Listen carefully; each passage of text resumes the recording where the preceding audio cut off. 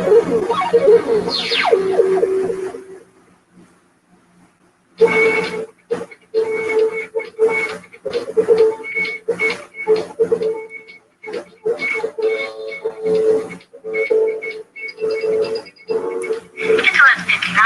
Free America, and this is Uncle Sam with music and the truth until dawn. Right now, I got a few words for some of our brothers and sisters in the occupied zone. The chair is against the walls. The chair is against the walls. John has a long mustache. John has a long mustache. It's 12 o'clock, Americans, another day closer to victory. And for all of you out there on or behind the lines, this is your song.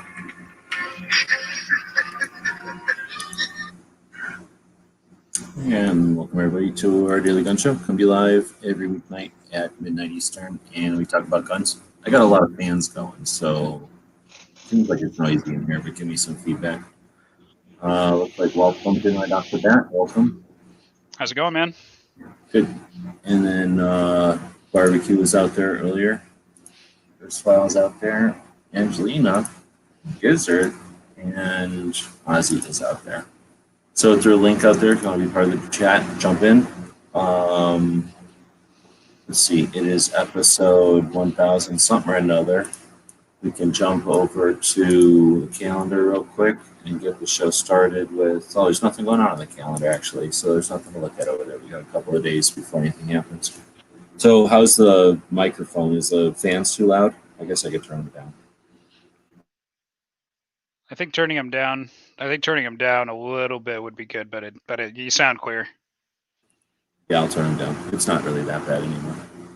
All right, so I don't know if anybody bring in any topics today. Looks like we got a couple of people joining us tonight.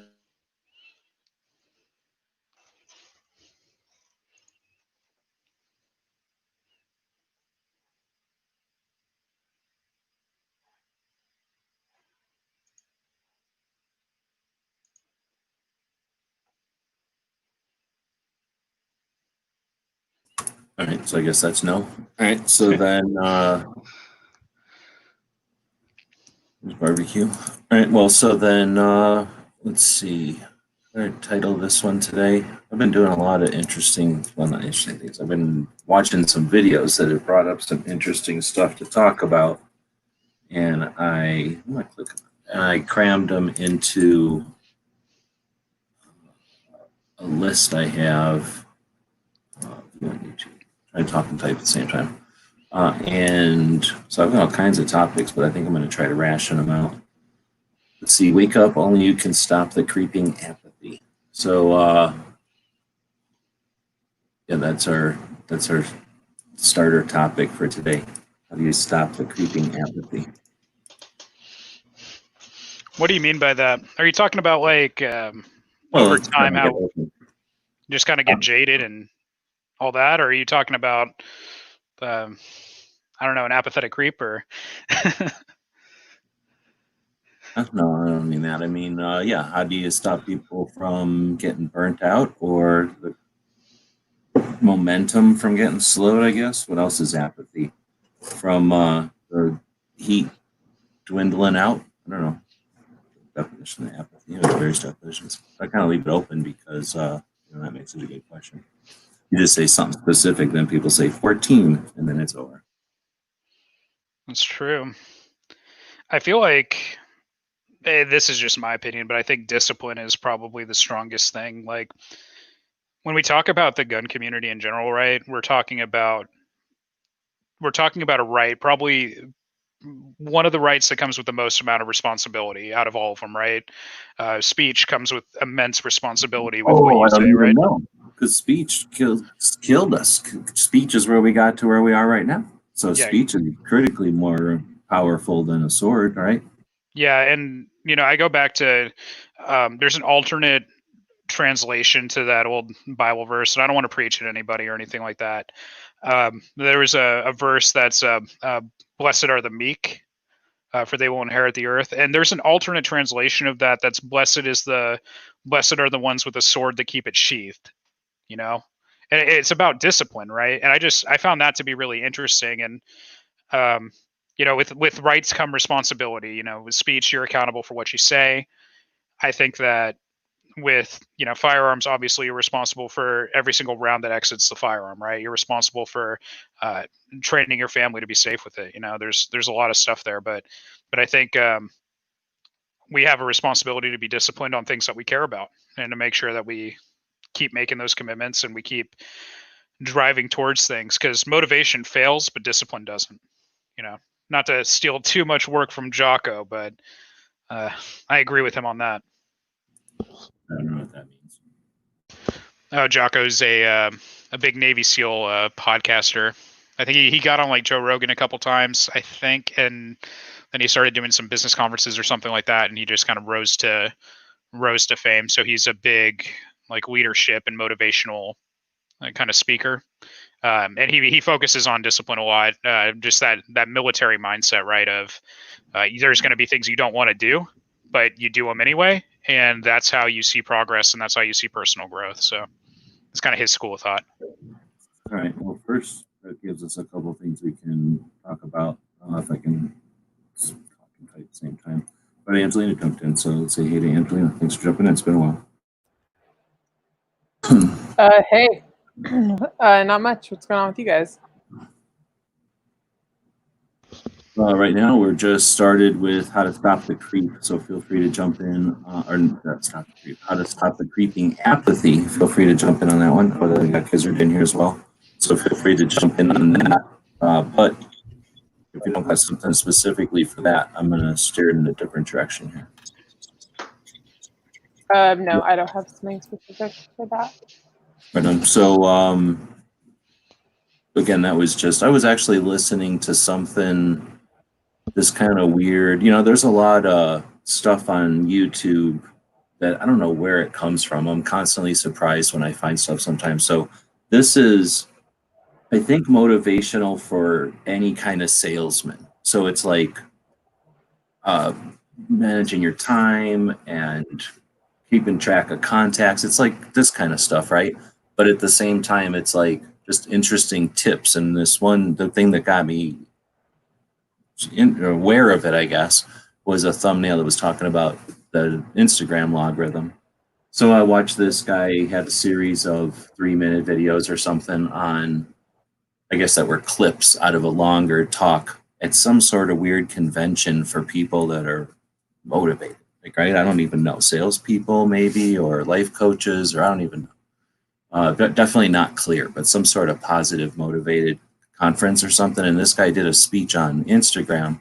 Anyway, he did this thing about the logarithm or whatever. And I've been watching a whole bunch of these videos that are actually kind of interesting. And they've, like I say, given me a lot of ideas for this show. So I've been putting them in here. And that's where I came up with the how to stop the creeping apathy. Because I don't know, somewhere along the things I've been watching this afternoon, that got me thinking that of all the cyclical stuff that's been going on since at least I've been kind of paying attention and being aware of this stuff and decided to kind of focus on 2A since like 2013, we've had cycles. And it's, I mean, if the people that have come and gone hadn't left, we'd have an army. We'd have a giant wave of people that would be stronger and smarter than I can't even imagine, because they wouldn't all have plateaued and finished there, and then everyone would have just plateaued. Everyone would be constantly gaining, and we would have all this momentum. And these people have left, and then do they not come back? Like that's the frustrating part. So anyway, that's where I guess I was coming up with how do we stop the apathy, so that, I don't know. I mean, obviously you can't like do anything artificial or force or coerce or manipulate people, but at the same time, you're talking about, or Walt started talking about, I don't want to say personal motivation, or I guess that's kind of what you're talking about. Like discipline, right? Because I guess, but it'd be nice if everyone had discipline, but what the fuck? You can't force or will or manipulate people into discipline either. You can lead by example, or you can offer options or recipes or something. But anyway, so I guess that's the frustrating part. And that's what, if people are interested, I was just kind of trying to say, okay, I've been listening to this whole thing about how to sell people stuff and how to think of all your friends as customers or weird shit. But how do you apply some of this kind of attention that's out there and knowledge that's out there, I guess, to 2A, to keeping people not motivated to buy yellow shoes or something, or motivated to buy some kind of CD instruction, but how to just, wake up and pay attention to 2A, or pay enough attention to 2A that when necessary, we're just this impenetrable wall that isn't appealing to the strategists out there. I really think if we were just unappealing, if we weren't such a dumbass punching bag that they knew they could come up and get a reaction out of us, and we're so uncoordinated that they can come back to that punching bag anytime they want, they can come back to that trough and get a big drink anytime they want, and because we're uncoordinated and they can just wail on us, then we just become their punching bag. So anyway, that's I guess where I was coming up with that. But now we got a couple other people jumping in. So Gizzard's in here, Angelina's in here, Walt's in here. If you guys want to touch on that, feel free. We got all the time in the world to chat. But I don't want to keep it on that. I'm just kind of using that as a catalyst. So something you mentioned there was a quote about a seal. So I'm going back to my notes up here. One of the things I think about is how to describe the different branches or units, or whatever you want to call SEALs, I guess would be a unit, is that they're kind of tasked with, we need somebody to go do something, and they kind of have to figure it out and do it. And let's say that's figure out how to hook something up to an airplane at altitude, jump out, somehow not die on the way down, plunge into a lake, come out, do something tough or difficult, and then boogie out of there and be able to do it and not have to worry about it. Like that's the kind of stuff you send a SEAL in, as opposed to, I don't know, like some kind of spy thing or some sort of all-out assault. So they've got like this role that they play. And I'm curious, since we haven't talked about that, Walt, specifically, as far as SEALs and their afterlife, right? When SEALs are done, because of the way SEALs are and what they do and how they're taught, how they're trained to do it, the job they do, how they're trained to do it, and then I guess you could say like the expiration life of a SEAL. Most SEALs hopefully don't die. They come out after some amount of time, either being broken or just done. They're old. When they come out, and that's the benefit of having special operations for so many decades now, is when they come out, their resources. That's some of the best military surplus we've ever had. So while we don't have like BDUs and tanks and stuff coming out of the military anymore, we got this awesome intel tech coming out. When these SEALs come out, where do you put them? I'd like your POV on like when SEALs come out versus Rangers versus Green Berets versus Parajocks, whoever else. Oh gosh.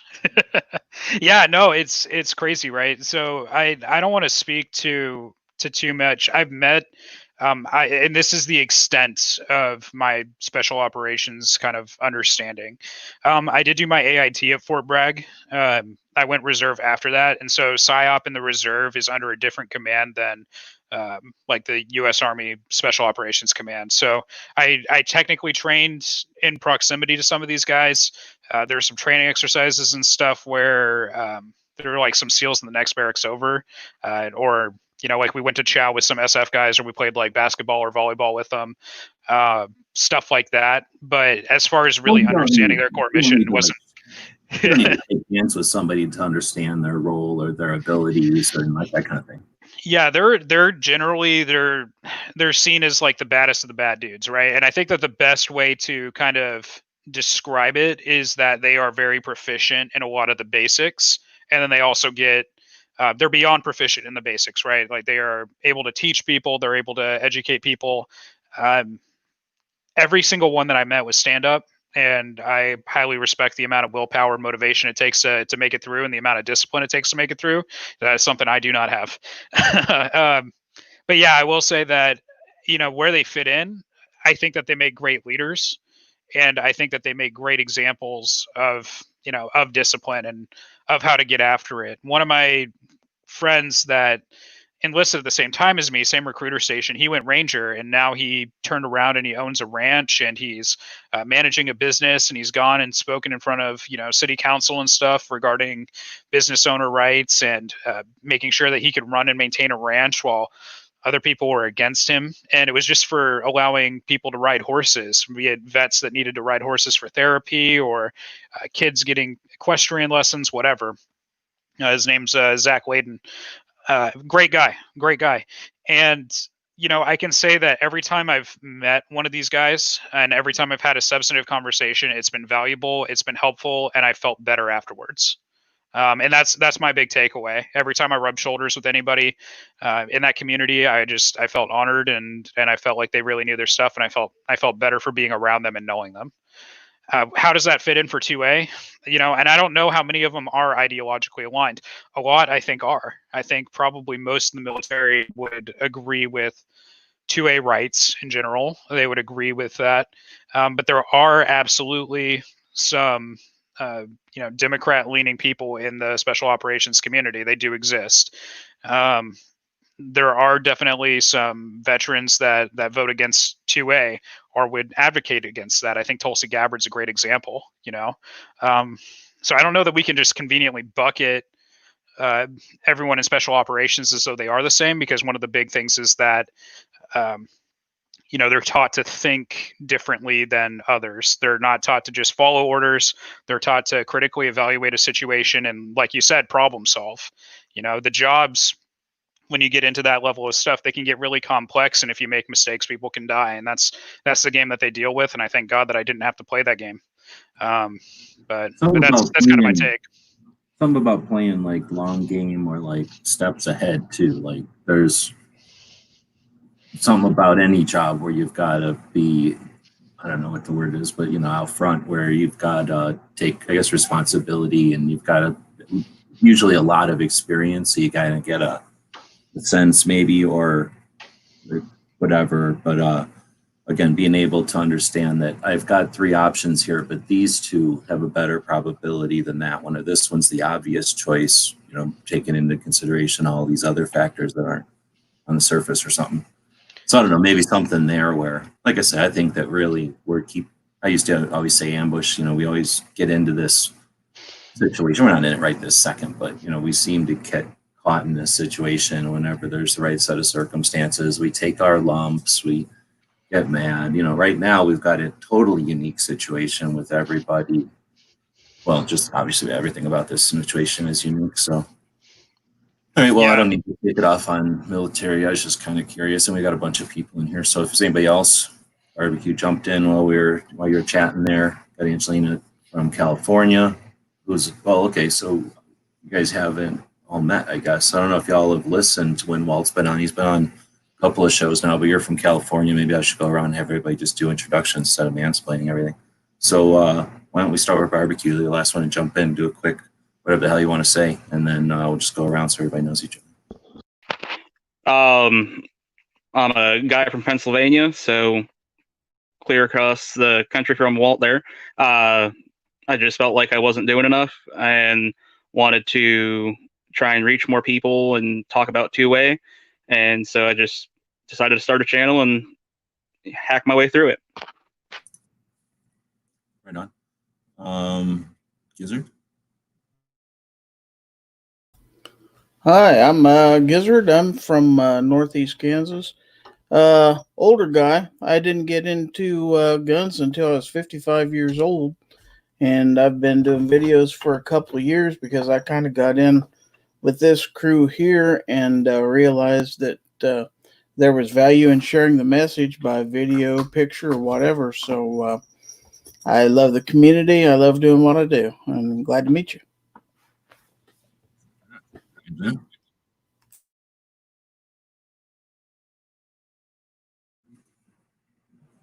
Is it my turn? Yeah, I'm having trouble. I think I'm trying to connect stuff here, and it's not. Oh. I don't know if I'm breaking up, but yeah. Yeah, I live in California, and that's about it.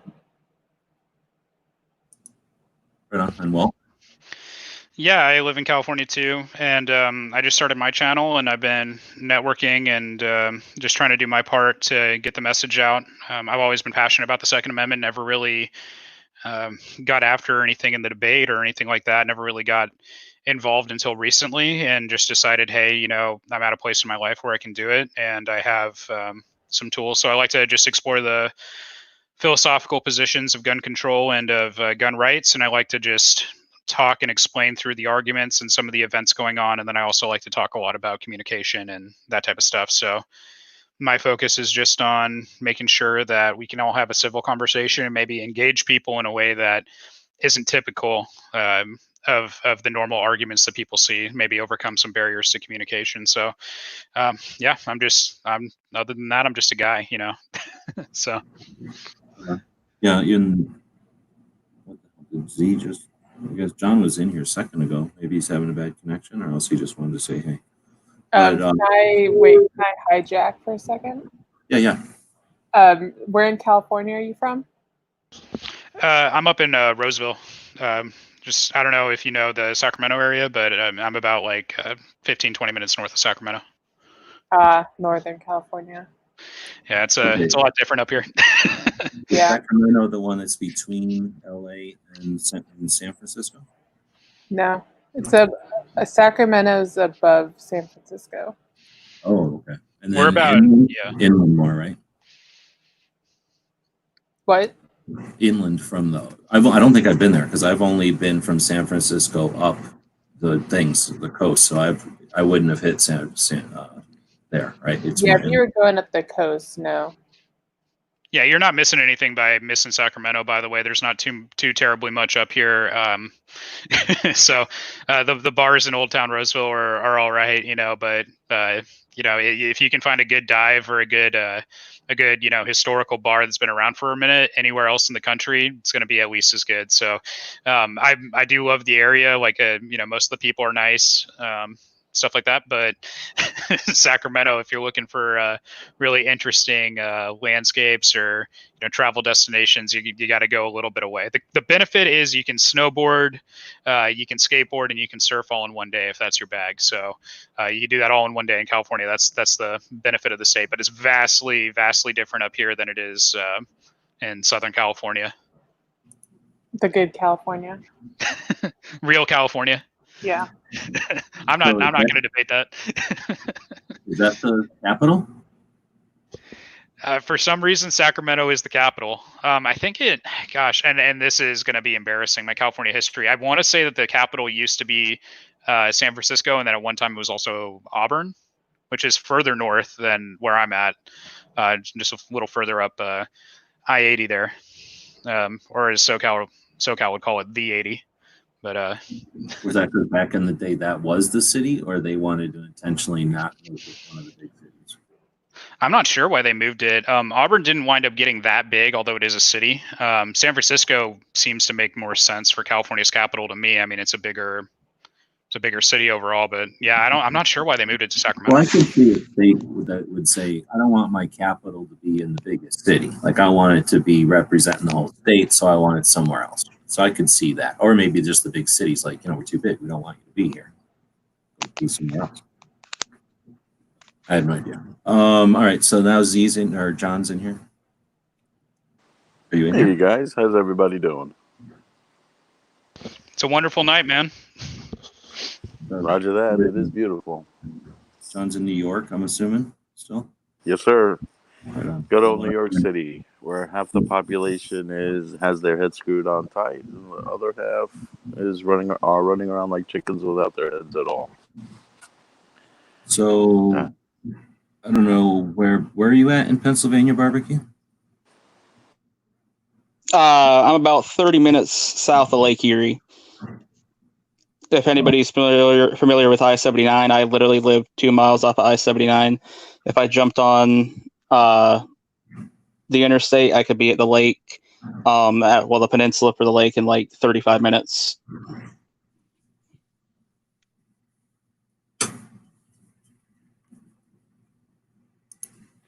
So you're like on the west end of Pennsylvania?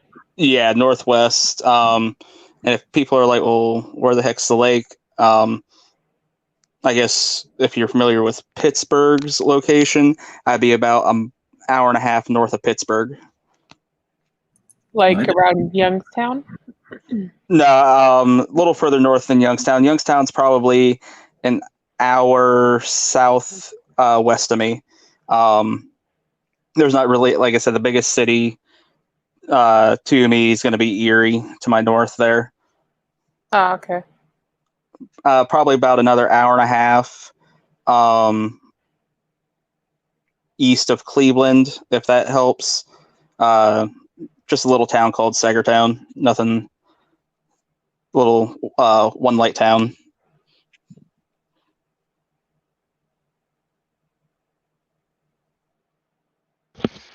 How do you like that, by the way? I can't even imagine what it's like living in a town like that where it's small. Like out here, everything is just so suburb and city. Like to me, it's just like, you know, it's. I guess it's just like it can be mind-boggling, right, to be living in one place for so long and then not have touched on these other areas in America. I've traveled through areas like that, but I've never lived out in one.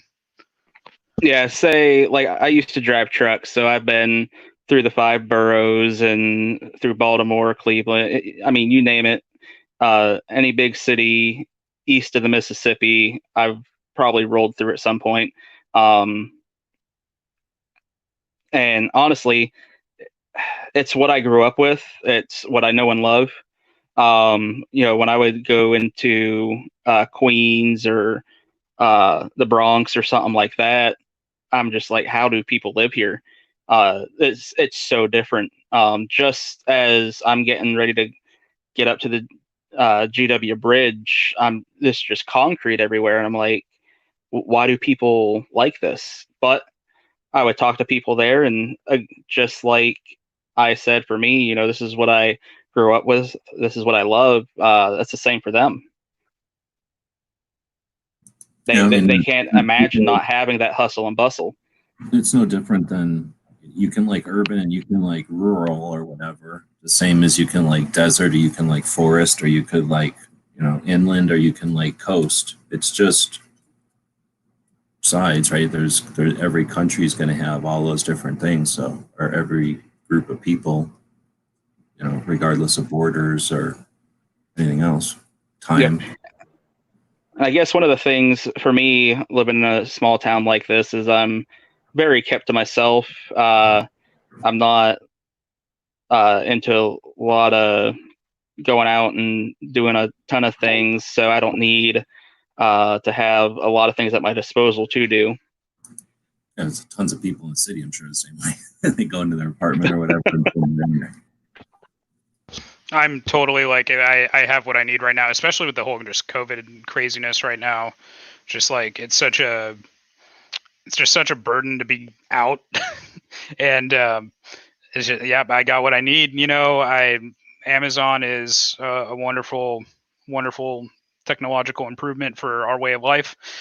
So we're ordering it and it's coming to the house and we're good to go. And we'll sit here and get groceries delivered all day. And right now I've been going outside maybe once, twice a week tops. And gosh, yeah, I'm stir crazy.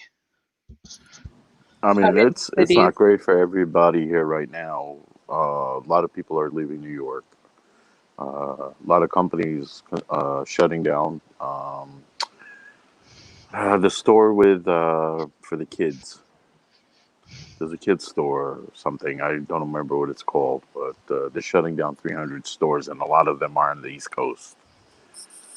Kids Playhouse or something.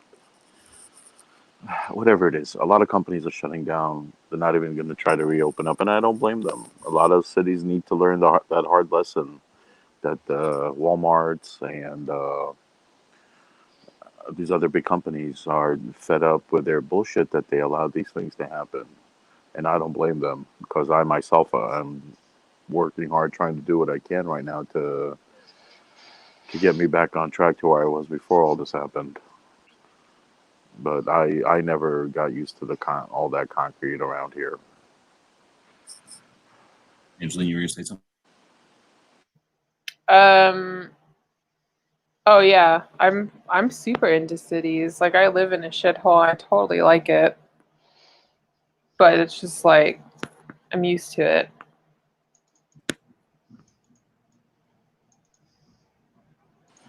I'm sorry, I'm gonna have to bounce out because my battery's not keeping up with this online thing. It was good. Good chatting with you. It's nice meeting you, man. Roger that. Nice meeting you guys too. I'll talk to you guys later. All right. Take it easy. Yeah, take care, John. Thanks. Have a good night. Have a good one. I was gonna say, castle up in New York. John was able to jump up from the city on the train there. We jumped onto the boat, went over to the castle, looked around. There's a anime castles on this island down there, and then met John through the live chats like this, gun channels, and it's good to be able to get an actual insight as to what's happening all around the country with having people we know everywhere. I'm a big fan, like honestly, and thank you so much for what you do. Like, one of the big things for me was just I couldn't find anyone to network with, and that SAF Zoom call wound up just being so amazing. It really just it gave me ideas. It let me know that there were other people out there, and I got to meet you. And through that, I got other people. I didn't meet anybody else, so I'm definitely if there's other people that are being that keep a conversation going out of that. Let me in. I'm in here or something. Yeah, and I think there was you, and then there was another guy that I swapped numbers with, and I just haven't heard from him yet. And but yeah, that's the frustrating thing about Zoom. You see, this is the El Pato or the duck out of Canada, and it's a shitty service, but it's free, and it lets 6 people in here, and I can screen share. But the main thing is I can do this, and that's why I use it. Otherwise, I would be using a different system. But that one Zoom, I think Microsoft owns it or something, and Nightstrike will tell you that it goes through China. I don't know. But what I didn't like about it is the creepy, it was like being in a pervert sex shop thing where there's like the little thing happening and you're in this little isolated booth watching it through mirrors, and you can communicate with the people dancing in that booth, but you don't know who else is in there with you. And I didn't like any part of that. That didn't seem like it was, facilitating conversation. It took us till the second or third end of the second day, maybe third day, before people were even using the chat in there. So that either means everybody was so new to that system that they didn't even know the chat was there, which is me because I would have been chatting otherwise. And then, or they're, just so used to just being like watching, just being audience that they weren't even though they knew the tool was there, they weren't using it. Either way, the tool didn't even get used till the third day of it. Which is frustrating because we haven't done it since. How many days has it been? They've done it 3 times ever. Yeah. Well, yeah, and there's only so much. Like, I mean, the demand on content and everything for them, and how they have to conduct it and stuff. It's like I can appreciate the logistical hurdles that they have with it, and there's fruitful discussions to be had for sure. Oh shoot! How about that timing with the Patriots comment? Yeah. Yeah. Are you cool if I answer that? I'm going to jump in on it because I think it's a great question. Yeah. I'm just flipping through. So yeah, so best suggestion on how to turn personal conversations from craziness going on to something fruitful, right? My take on that is, getting to know someone, because when people are in pain, they're telling you a lot. So I just started going to school again, and part of the school that I'm going to, actually, it's Arizona State University. They have success coaches there, right? And I was just thinking, oh, this is someone who's just going to kind of help me with my school. Turns out it's a full-blown counseling appointment. I'm just opening up about my life, about stress and what I'm suffering through, and what makes my mind feel just muddled and stuff like that. And just through this conversation, this person listening to me, I felt like I could tell them anything, and I felt like I could get to the core of what was causing my worldview to be the way it was, and what was causing my outlook on my current situation, how that impacted my behavior and what I could do about it. And that was just about 45 minutes, an hour on the phone, roughly speaking. So I think it's just through listening, and through listening really well, I think that's the key to turning that into something fruitful. Because when you listen to someone on a topic and they're talking about the riots going on, they're talking about Chaz, they're talking about COVID, they're talking about their personal lives, losing a job, losing family members. Like, there's a lot of stuff going on in the world right now.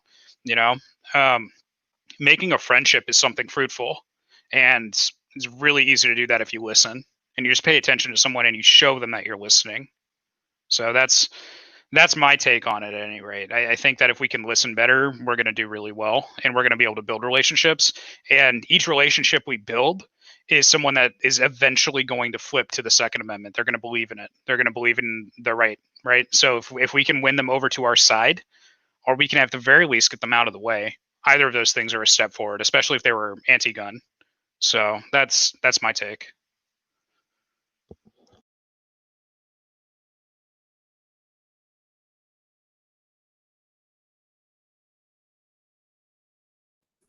I'm dropping a link in here.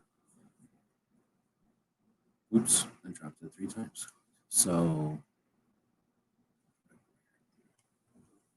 I don't know, is my internet working? I'm getting all these weird messages every time I try to drop a link or text in the side chat. I think you're yeah. Yeah, I had the same problem myself. Oh, it's just a texting thing. Oh, it might be the API then. We're saying where they've had issues in the past with that. It's the new chapter in America, whatever is happening to the internet now. Oh, well, there was some sort of cyber thing going on allegedly, last night? Was that the phone thing? Mm-hmm. Well, some sort of, I guess maybe not cyber, but yeah, some sort of an attack on the electrics, on the phone electrics. The tubes with the electrics in it. Yeah, I have the T-Mobiles, and that was acting up, but I didn't know if it was just LA or if it was like the nation or the world or what. I couldn't upload yesterday. I use my phone for all my editing and filming and all that. And I couldn't upload at all. So I'm wondering if it had something to do with that. I couldn't do anything until this morning. But I could just as easily be not that, because I could use other, like I could still watch videos and I could still do whatever I wanted on my phone. I just couldn't upload to YouTube. So I'm not sure if that's related or not, or what. But the other fun electric thing, I think what is it now? The Senate just moved on that bill to allow the FBI to see your search history, which is lovely.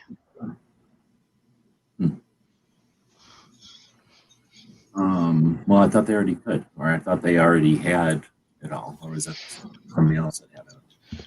I think it's just like a relatively minor expansion of the Patriot Act. Of course, any expansion of that is going to be, more privacy infringement. You know what I think. I don't like the government in any of my stuff if I can avoid it. But I guess that's a thing that's going on. So the reason that they're able to look at a lot of stuff is because people use similar systems. So if when people get sufficiently upset with that or concerned about it, not being in central hubs, distributing themselves,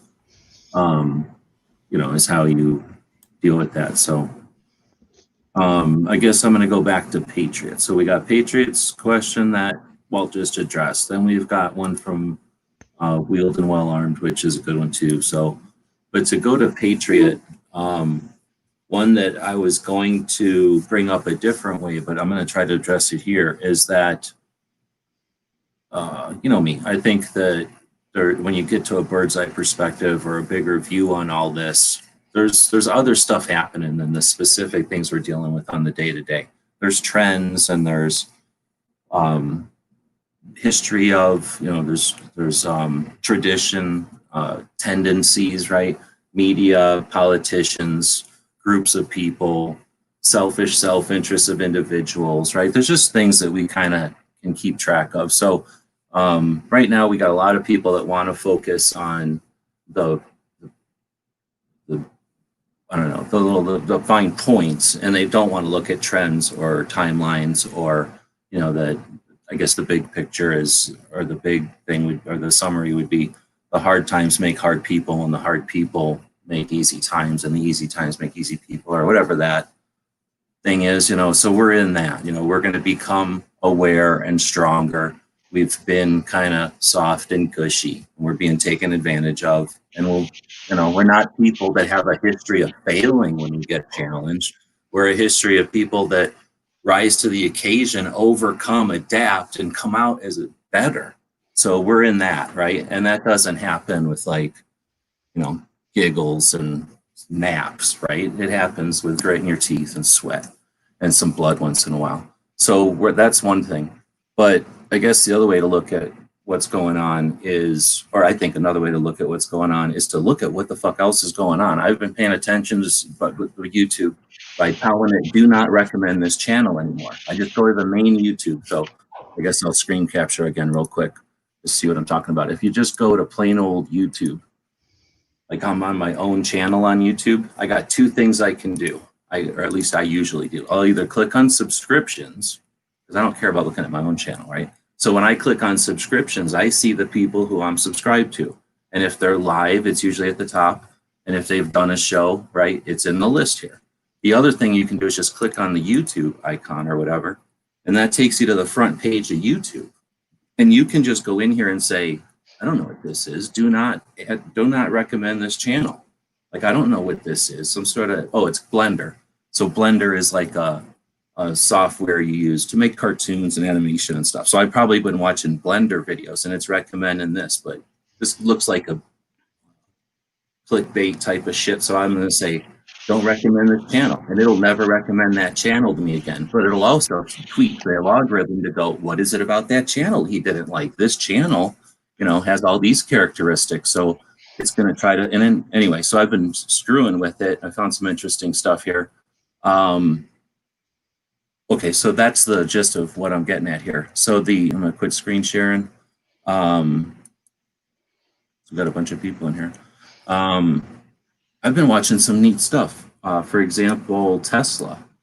I was talking to a friend of mine the other day, and he didn't really recommend, but I ended up listening to a couple of, I want to call it like documentaries or something, you know, videos and stuff of like hour-long things about Tesla, the dude and the company and SpaceX and stuff. And so he's got these trucks coming, right? The robot trucks that are going to drive themselves, but they're electric robot trucks. So not only are they robot trucks, they're going to drive themselves and screw with jobs. And I had to wait until John Z was out of here because he's a truck driver. But, you know, it's going to screw with jobs and stuff, but it's going to affect safety and costs and stuff and, you know, renewable resources and this kind of thing. So we got that element on the horizon. People, depending on who you listen to, that's like coming. Like pretty soon, we're not going to be driving anymore. And when you add into it, like you were just talking about with the Amazon and getting things delivered and stuff. So now you take it to semis where, you know, the long distance stuff is super efficient and, you know, we got that potential coming. Then I find out, you ever heard of a carbon scrubber? Anyone? Anyone? I have not. So basically it's the equivalent of forests, you know, acres and acres of forests in a building, and it sucks carbon out of the air. At first I thought it was smog out of like, you know, a valley or something, but just could be air anywhere. It just takes carbon out of the air and turns it into plastics or fuel.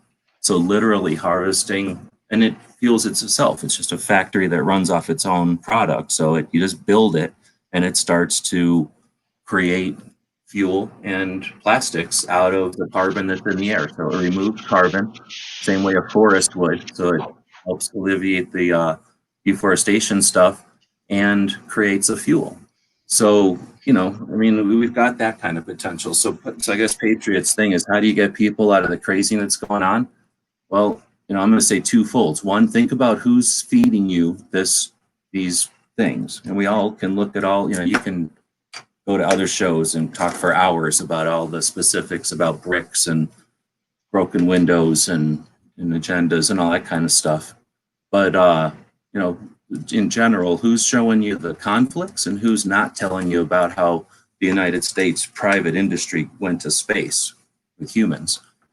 You know, and the development of that and the rate of private, you know, SpaceX compared to NASA and government, you know, what government did with space and what private industry is doing with space, what the implications of, you know, what was the implications of NASA besides Tang and the microwave and Velcro, you know, like what was the implications there? And now that you take that and give it to private industry and not government middleman deciding what gets dissipated, I mean, there's a lot of stuff we could be focusing on, is I guess my answer to that, especially with kids and stuff. Like, why would you talk about news of the day when, you know, there's so many other interesting things that we're living in, interesting times we're living in here. That might be That might be a good point too, right? Because there's just so much positivity that can come, and that is here, and world changing things that are actually, and some people might not see it as positive. So like automation may not be seen as positive, and I don't know that I know enough to have an opinion on all of it yet. I work with a little bit of marketing automation, but I'm not, I'm not a developer or anything like that. But just like, yeah, the trucks, burger flipping robots, robots have been assembling cars for years, just all this stuff and the direction everything's going with technology and with what we're able to do and the problems we're able to solve because of it. Like, I think it was a 16-year-old kid that created basically they invented a method of policing up the plastic in the oceans. So like all the waste and stuff that pollutes the environment, as opposed to just being like, oh, climate change is bad, we should do something about climate change, we should do something about all this man-made impact. He went out and started cleaning up. And I want to see if I can find this kid and I'll drop a link. But there's incredible stories like that of just positivity getting out there into the world and people figuring out that they can do things that matter. And I think, to your point, sometimes people just need a reminder that that stuff is going on, and that the sensational fear from CNN or Fox or ABC or NBC or MSNBC or whatever, that's just freaking out for today. That's just clickbait for today. But the human race has been around for a while. We're gonna stick around for a while, I think, and there's a lot of positivity and there's a lot of good things about what humans are doing for each other on this planet that we can talk about. And they absolutely should be brought up. And with like a world of Wikipedia and Snopes and whatever the better versions of that'll be, the intergalactic encyclopedia or whatever, like the ability for people to not need to depend on what they've memorized from a source, but instead get to have conversations based on I guess having infinite information available at fingertips. Well, the conversation will evolve. The conversation that we're having here is the evolution of what we used to do in text chats and we used to do on forums that would take a week to have the amount of content go back and forth, which used to be done with newspapers and editorials and somebody yelling off in a bar, a bunch of people listening, or somebody watching television and somebody at a break at work. Think about how the conversations have evolved, and the ability for people to see some meme and go, is that real? Click, click, click. Well, it's not there.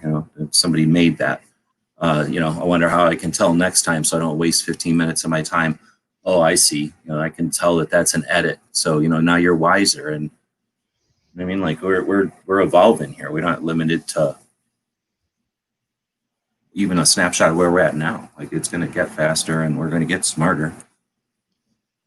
I think there's a bit of attention on this election, potentially, if you believe the tinfoil hat, that this whole stuff has been like massive, if not completely orchestrated, but at least, massive attempts to exploit this to just throw Trump's off of something so that they can have some, easier run at the election this year. But I think there's some urgency, because if they can't go into this election strong, then with the old people out of here, I mean, is this election a big deal, or is this election the last election with I guess they're the boomers, and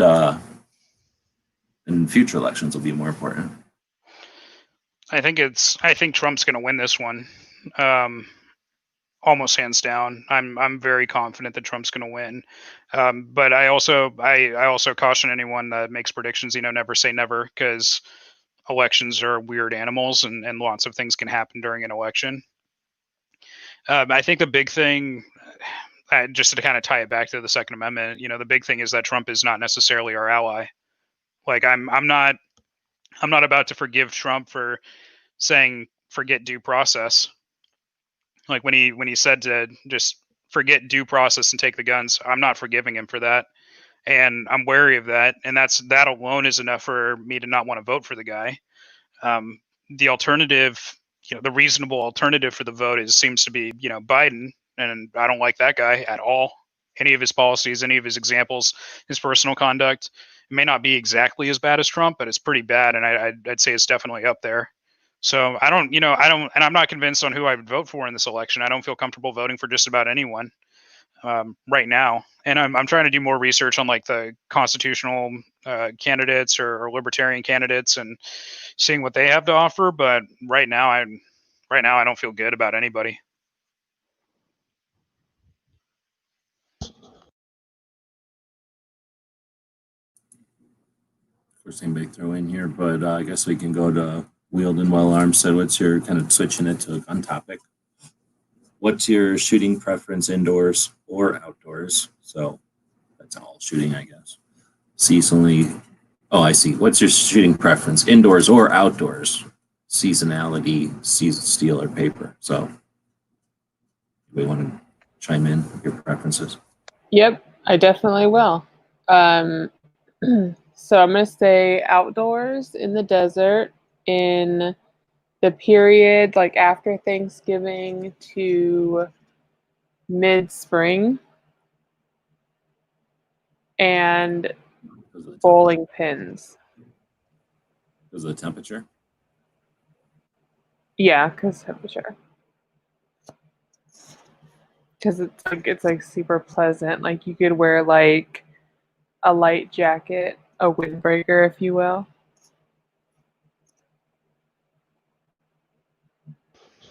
I gotta say, I concur. It's really nice to be shooting in. For me, because I get really bad seasonal allergies, and go figure, I live in the Northern California pollen dust bowl. So outside shooting where there's not a whole bunch of trees and there's not a whole bunch of grass or whatever, and I can get down and dirty in some gravel and some dirt is really fun. Because of that, I also like indoor ranges a lot because I'm delicate. I'm a delicate Californian like that. I like indoor. I like indoor and outdoor roughly equally. It really just depends on what I'm shooting. If I'm shooting handguns, for comfort's sake, indoor is pretty cool. But if I'm doing any kind of training at all, I like to do that outside. And then in regards to target type, I prefer paper over steel. So reason for that is that normally my ammo is jacketed. I like to train with what I'm using. So I'm wary of steel biting back. I have a couple friends with some horror stories of steel coming back their way because it wasn't set up right or because they didn't, check their equipment or check how the setup was on the range. So just for those reasons, I try not to shoot too much steel. I'm not opposed to it. I just, generally don't see a need to do it when most of the time I just set up paper anyway. So. I definitely like shooting outdoors over indoors. One reason is just the cost of the indoor range that's near me. And, well, there's really just that one. And it's still a 25-minute drive for me. Then, as everybody else was saying, it's always nicer when it's cooler, so I prefer in the fall. Plus, around here in the fall, the wind picks up, things like that. I like to get out my 17 HMR and shoot that when it's windy, just so I can play around and try adjusting for the wind and holdovers and things like that. I've always preferred indoor ranges because up until about 6 months ago, I didn't really own any cool rifles to shoot, and then I built an AR. So now I'm looking to find some outdoor ranges near me so I can go out and shoot. As far as preference, I've never actually shot steel, but I would think if I could get to an outdoor range and shoot at distance, I would probably rather shoot at steel just for the fact you got the auditory feedback and stuff like that on it. But indoors, of course, the only option you really have is paper, and most of my shooting's been indoors, so I'm mostly indoors, but I've got my mind wide open to trying some other things. I will say I like policing brass indoors much more than policing it outdoors. For any collection, I haven't started reloading yet. I have a kit. I just need to get it set up. But I definitely prefer being able to just sweep it up than having to pick it up out of the dirt and do a lot more cleaning later. I definitely like just making what I got work. So indoors for that is pretty good. So most of my handgun is indoors, and then my long guns I prefer outdoors. I think it's probably my split if I go back to that. Hey, G, I'm going to have to go ahead and jump out. It's time for me to hit the bed, but thanks for the link. I enjoyed it. Thanks for jumping in. Giving us your insight there. So I will go a different way. So if you're shooting for hunting or if you're shooting for self-defense, then it's not like I prefer this kind of chicken sandwich, therefore I go to this restaurant and order that chicken sandwich and expect it to be this way all the time, or else I speak to the manager.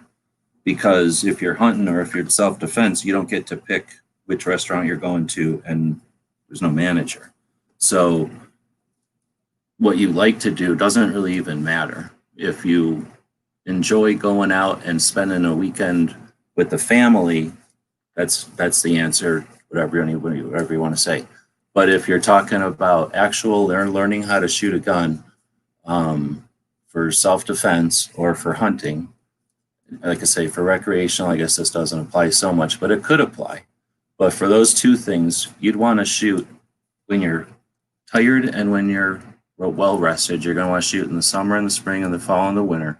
You want to shoot at night and you're going to shoot at winter. Dark and at night, during the light and during the dark. In all of those seasons, you're going to want to shoot different ways. You want to shoot a rifle once in a while. If you never shoot a rifle underneath a barricade, you'll never learn what it's like to get a bunch of dust in your face. So now if you've never shot a pistol that way, now you've got something to compare something to. You get experience. You need all that so that you're not experiencing any of that stuff when your life matters or when you've got that, food or trophy in front of you. So that's my answer, is that you shouldn't have preferences. And the more comfortable you get, the less ready you are. So that's all I'll say.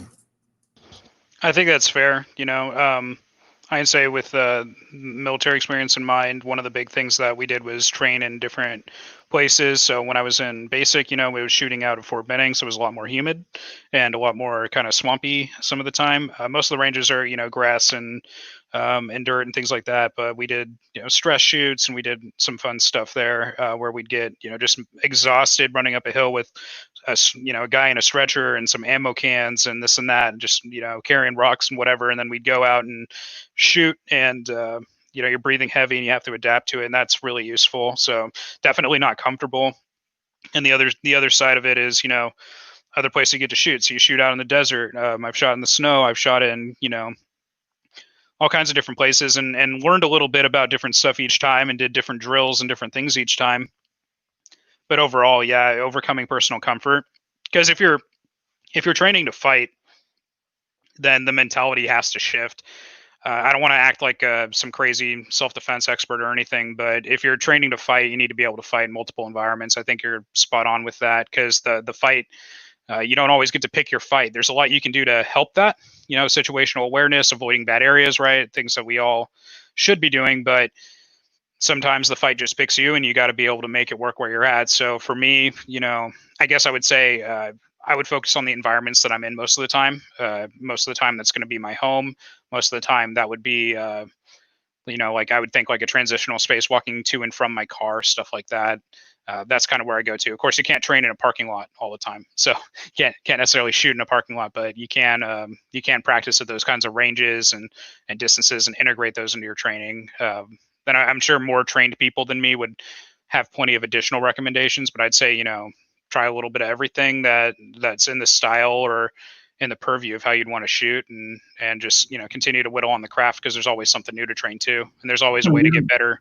You don't have to seek out and create scenarios and either. It's just the idea that if you never go shoot little tiny steel targets with a 22 rimfire, or with a rimfire contest, or, go to a SAS shoot, or some sort of black powder long range buffalo shoot or something, you just never meet other people. So like say, from just having interest or having fun with the firearms community, if you only go to the indoor range or you only go to the outdoor range, you just miss some people out there. There's other people that shoot different ways, and you don't know what you don't know. You might not realize that dang, it is cool to shoot single action, or it is cool to shoot black powder. I had no idea.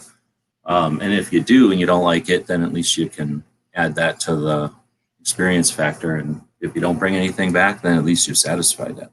But yeah, otherwise, I think that's a good question. There's a couple other ones coming out of here. If anybody wants to throw in on any of these things, feel free. It's all about the discussion or whatever. To say, I actually agree with what you were saying there, G. I think what Wild and Well Armed was asking, though, was just, like, what do you ideally like? But as you were saying, otherwise it's the same fucking show. It's 9 years. So I just like to go in different directions, make people. Yeah, let's say, because like one of the things I always like to do, which I'm kind of thankful that I did it, looking back in hindsight, is shoot offhand. So many people, they don't practice shooting offhand. And my cousins and my uncle and I, we would purposely have competitions where we would just make each other shoot offhand, see who was the best shot. Sometimes, throw down a couple bucks, make a game out of it. And now, since I had my vision loss, my better eye is actually my left eye now. And for me to shoot a rifle or anything, I have to have an optic. So I now have to shoot everything offhand now. So like I said, in hindsight, for me, that was actually a good thing that I was doing it. But you got to kind of make yourself uncomfortable at times.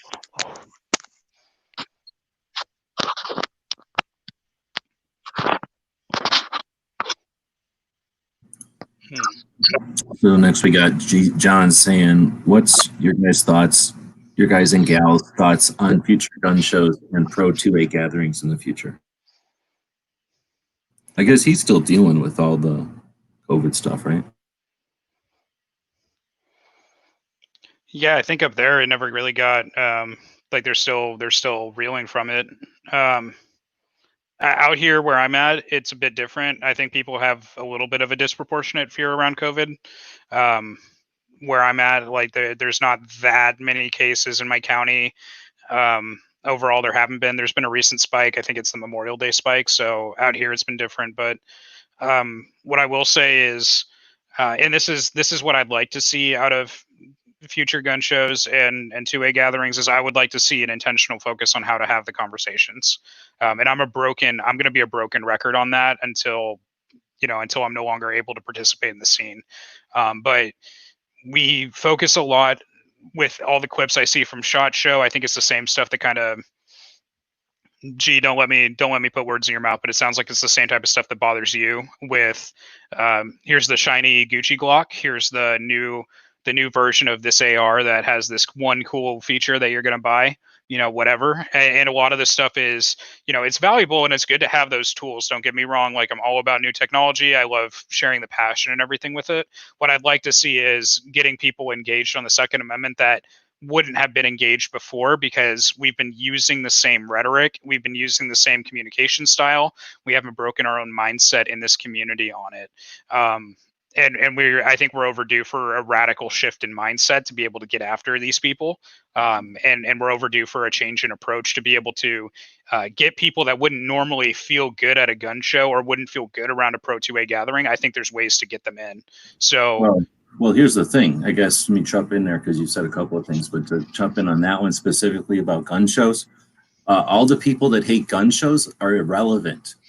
Seriously, like, those people could continue to never go to a gun show again, because the gun shows aren't going to be the same. Whatever happens next in gun shows will be catering to the next, which is all these new people.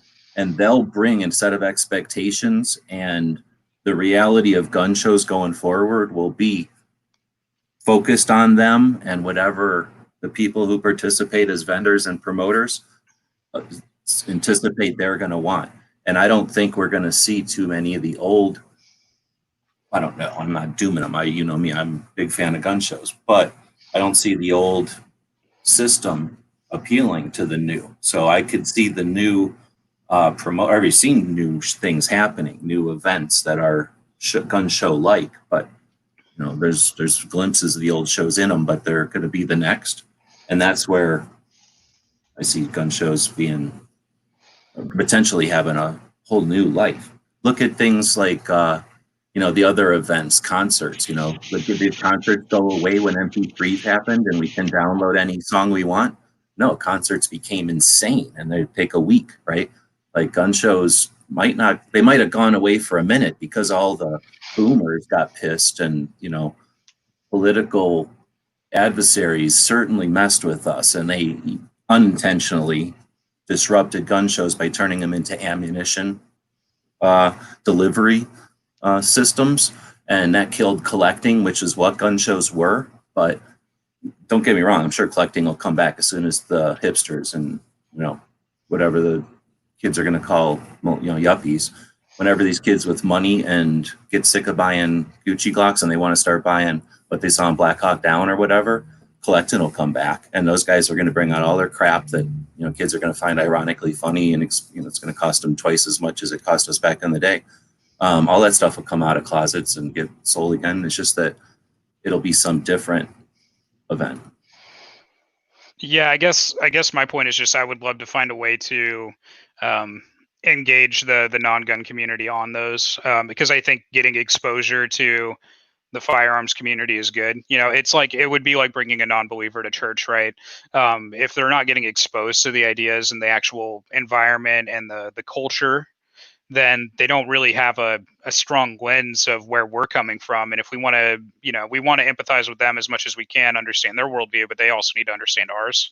So I guess that would be the obstacle, knowing that we cater so much to the existing gun owner because we're talking about people that do collect, or we're talking about people that are running, the race rig type guns. They're running all the fancy stuff that gets the new updated model, the population that cares more about a new muzzle brake than or a new compensator or something, over say an old lever action that was a limited edition that costs $10,000 or something like that. Like there's all kinds of different people that I think we could get to go to these. I would just question how we could do that, because I would love to see them integrated into that. And I think, and I also think, and this is an aside, but I think that separating, to your point, the future gun shows from pro 2A gatherings, because the 2A community is not necessarily all that collector community. There's a lot of people that just believe in 2A as an essential right,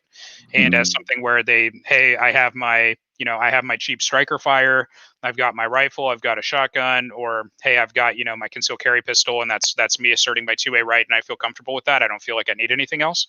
And like, more power to those people. If you want one, if you want 50, I don't care. That's your business. But I would definitely like to make 2A as accessible as possible to the world, at a whole. Like I definitely want to make sure that we can include some of the populations that don't feel comfortable walking in gun stores because they think that there's prejudices or perceptions one way or the other. I'm seeing a lot of stories about that because I'm in all these liberal gun Reddits, right? Where people are like, oh, hey, this guy had a racist sign, or this guy had a Confederate flag, and and I'm this race, or I have this background, and how they were talking in the store offended me, and I walked out and I felt like I couldn't give them my patronage because I felt like they were against me and who I was. So like, you mentioned the guns after 13 or after 2004 or 5. Gosh, in 4 and 5, the assault weapons ban ended. So tons of shops popped up for just all the stuff that was, that would have been banned. All the assault rifle stuff, or whatever you want to call semi-auto rifles. So there was tons of shops. And then as there became more and more accessories and manufacturers of all the handguards and stuff, literally boutique shops that are just for ARs.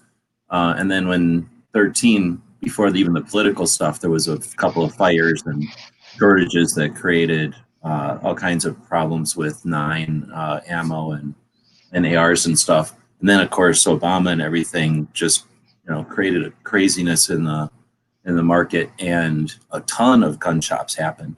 So I'm saying the trend is, or the tendency is, when we have a situation, to see a lot of entrepreneurial shops open to meet the need. So yeah, if there's shops that don't appeal to the new gun owner, boom, they'll just be, well, there already are. I mean, I follow a bunch of shops that I'd call hipster shops that appeal to the kids, that are appealing to demos that are any shop I've ever been to doesn't specifically cater to, or very few. Some of them maybe in Austin, catered to, or maybe, ones I hadn't visited yet. But anyway, CCW or competition shooting specific, can turn on a dime to be, when a non-offensive, get your plastic self-defense gun and get you out of here. Yeah, and I gotta give a shout out to just a local business out here, but the gun range, that's the name of the business, which is a fantastic name for a gun store and gun range. It's an indoor range in Sacramento, and they are phenomenal with being able to attract a very wide demo. Every time I've been in the store, I've seen just about every race you could imagine purchasing or shooting out on the range, and the people there have all been friendly, and they've been pretty safe and everything, and I've had just a great time with them. Their staff aren't FUDs by any means. They definitely believe in the Second Amendment. They definitely want to hook it up, and they're just very very helpful and very and I hate the buzzwords that a lot of people use, but I think inclusivity does matter when you're talking about bringing in people that don't feel like they have access. So that's definitely something that I got to appreciate with them. But on the other hand, I've heard gun stores do a lot of things that just offend people straight up, and they drive people out because they get stuck on their political ideology that's not 2A. And getting into, oh, well, Obama said, or they're socialist or Antifa. And it's like, it's just not productive to talk about. Everybody knows how they feel about that. Keep the focus on getting the firearms out to the people that need them. Keep the focus on people asserting their rights. Keep the focus on showing people how to practice their rights safely, and including them and getting them in on it and bringing them up to speed with all the terminology and what to know and what to look out for and what's coming around the bend. That type of stuff is really good. That's effective gun prohibition, because since 38, when they created the stupid FFL garbage, and then when they reinforced it in 68 by saying you couldn't transfer across state lines without going through a licensee, they effectively created a bureaucracy and a licensing and a punitive system that makes it difficult, difficult, challenging to even come up with how to be a FFL, and then just costly, and there's restrictions on your place of business. It has to have security. It has to be zoned and everything. So they've created, levels of burden so that you can't just say, hey, there's something missing from the market and I'd like to meet that demand. So what you've got is the people that had been historically willing to deal with all of that in a population center. It's going to be for who? The people that never done a gun before, so they're going to build a shop for outreach? Hell no. They're going to be building a shop for the people that are actually shopping for guns. And if that's a bunch of hunters, or when you see a Confederate flag and you don't understand what Civil War reenactment is, then you got issues. You know what I mean? Like, that's on you for being an ignoramus and assuming you know so much that this person is trying to offend you, when there's stores in Tucson where you walk in there and there's nothing that doesn't, they barely have guns with percussion caps. Most everything's flintlock or wheel lock or something crazy.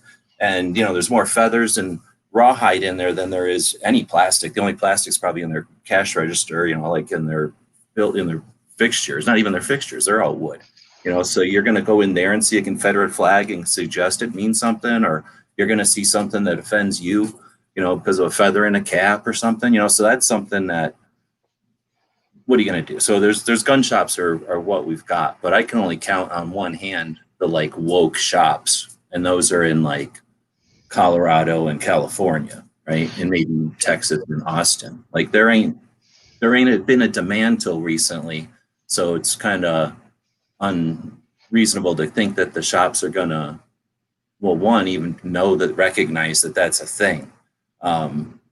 Shops have been around for a long, long time. I mean, not every single shop, obviously, but shops have been around since 38, and they've been effectively monopolized or whatever. You have to go to them for a lot of places since '68, and then since even then, they've made it where universal background checks makes it in some states where you've got to go to a shop, right? Yeah. So anyway, so shops are a big ass thing, and they may not realize, or they've gone, I guess I was gonna say, they've gone through multiple waves of like opportunity to bring people in. But again, sometimes it's because of fear. Sometimes it's because of, what's the word when somebody thinks they're going to make a fortune? Like, not opportunity. I can't think of the word. When somebody's like trying to opportunistic, someone they're trying to buy a bunch of lowers because, you know, there's definitely gun owners who don't give a shit about nothing. It's just that somebody at a bar told them, if you buy AR-15 lowers, it's just this small thing that's the size of a cell phone, and you go buy 10 of those, they're going to be worth $30,000 maybe. And you know what I mean? I know people that just every time a new Beretta came out, or not a Beretta, a new FN came out, they bought 2 of them. Never opened the box, could give a shit about the gun. It went into a safe. Every time they filled a safe, they bought a new safe. Their garage was just full of really expensive safes packed with guns because they know those pieces of plastic and metal go up in value. And if they never open the box, it goes up in value even more. So there's people buying guns like that, and they're allowed to, right? Totally. Hopefully, buying them like that. Hopefully there's bank vaults or salt mines that are, you know, people buying guns like that, not for an army, but for our grandkids' army. Yeah, and I would want to, because I agree with that too. Like you have people exploiting the market. You have people that are playing the game. I guess I would, the only area where I think I disagree is just on that note of whose problem it is, right? As far as like, okay, someone says something offensive, and believe me, I'm with you. I don't like people getting offended at speech. I don't like people getting offended at political opinions. I think that we should be talking and having dialogue about these different ideas and interacting with each other and just getting in on it. That's my personal belief. So I want to be clear there. As far as the aspect of like, let's go back to the example of like the Confederate flag in the shop. That's a symbol that's divisive, right? And so to someone it might be, to someone it might. Don't hold on. We're talking about that specific, but if I'm using that as a symbol of all the things that someone who might be easily offended walks into a shop and decides I'm offended by that. So I hear you. But if they see a Nazi thing, if they see something from the Indian Wars, if they see, you know, something that's, you know, I killed this many Italians, you know, or something, like, there's all kinds of things that can really fundamentally piss you off. If you don't understand, that doesn't mean the person's a fan of Nazis, but his grandfather killed other Nazis, and he's certainly a fan of, you know, all those pistols got on the wall because his dad pulled them off, you know, Nazi officers. You know, the specifics are. Yeah. But I mean, I guess my point more so is just like the context of the symbol. So like in the story that I'm talking about, the individual saw that it was more like a Southern pride type of thing, right? And so they felt one type of way about it, and that was enough to lose their business. And so in those cases, it's, you know, that's where, hey, business owner, look, like you know, you have the right to put up what you want to put up. I'm not opposed to you putting up what you want to put up. I would just caution you that, hey, you know, if we really are talking about bringing in people that wouldn't normally accept our point of view, that are going to come with a different perspective than us, right? That's where we go, okay, you know, maybe what I do is I don't throw up things that are going to create obstacles for them, because I know that I mean nothing but positivity when I use this symbol. I know that I don't mean anything by it, but they might not think that, right? So like just the word choice, or you know, anything in a conversation, like you know, if you want to trigger me in a conversation, you just say assault weapon. I hate the term.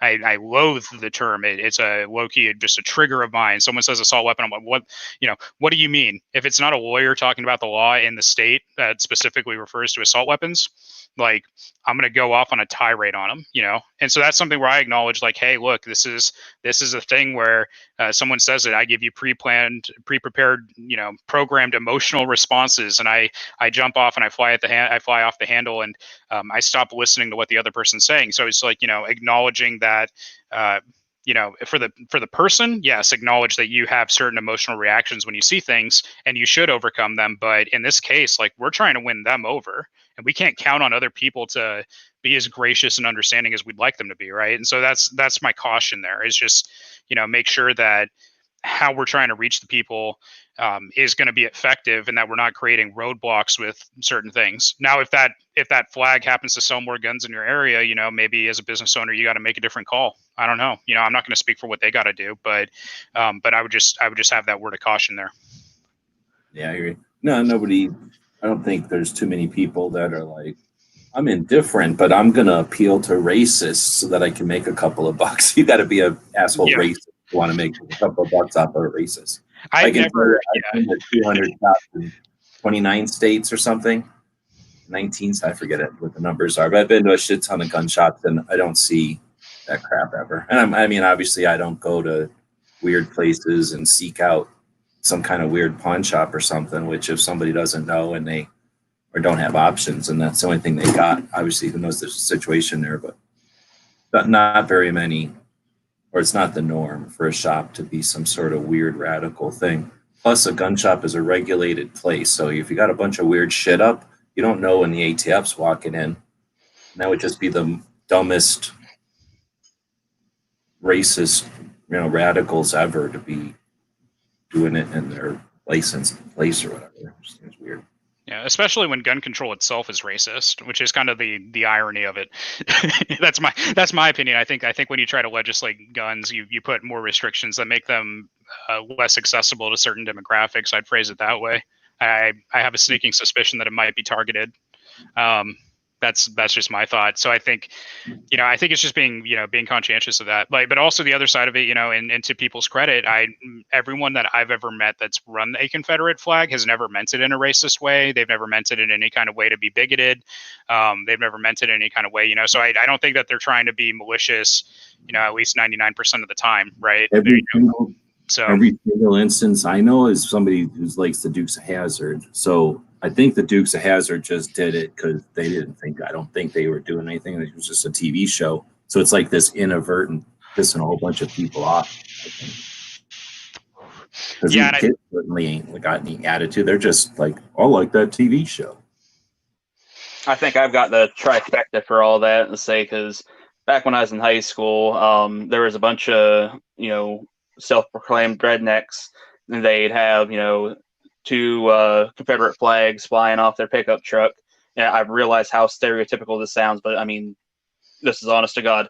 And they were racist. But at the same time, I also knew some people that, come from the South, and they saw that flag in an entirely different light. And well, for me, I could really care less about the flag. But like you have said, Dukes of Hazzard, that, for me, that's what I associate that flag with. Yeah, so I think it just comes down to, do we want to just eliminate obstacles? So it might be how we talk, it might be symbols that we use, it might be expressions or how we phrase things, but are we down to improve how we speak and how we talk and how we just, otherwise communicate our thoughts, our values with these people so that we can get them in, because what I really want to do, and it's, I'm open, I'm pretty transparent here. I want to recruit as many people over to pro gun as possible, right? That's my goal. So in my book, I'll go minimalistic. The style of my channel was fairly minimalistic, like my art and everything that I had done and all that. It's just like, hey, keep it very simple, keep it focused on the ideas. Don't go too far off into left field. Don't go talking about everything, this and that. Keep it focused on like what brings value to this conversation. And that's all I try to do. And any times that I deviate from that, I'd feel like I'm not doing the right thing in a sense. And it's not to say that you can't talk about other stuff or that you shouldn't have other values or anything like that. I'm not going to tell anyone that. I'm just with my focus on the issue, the way I see it is get the obstacles out of the way.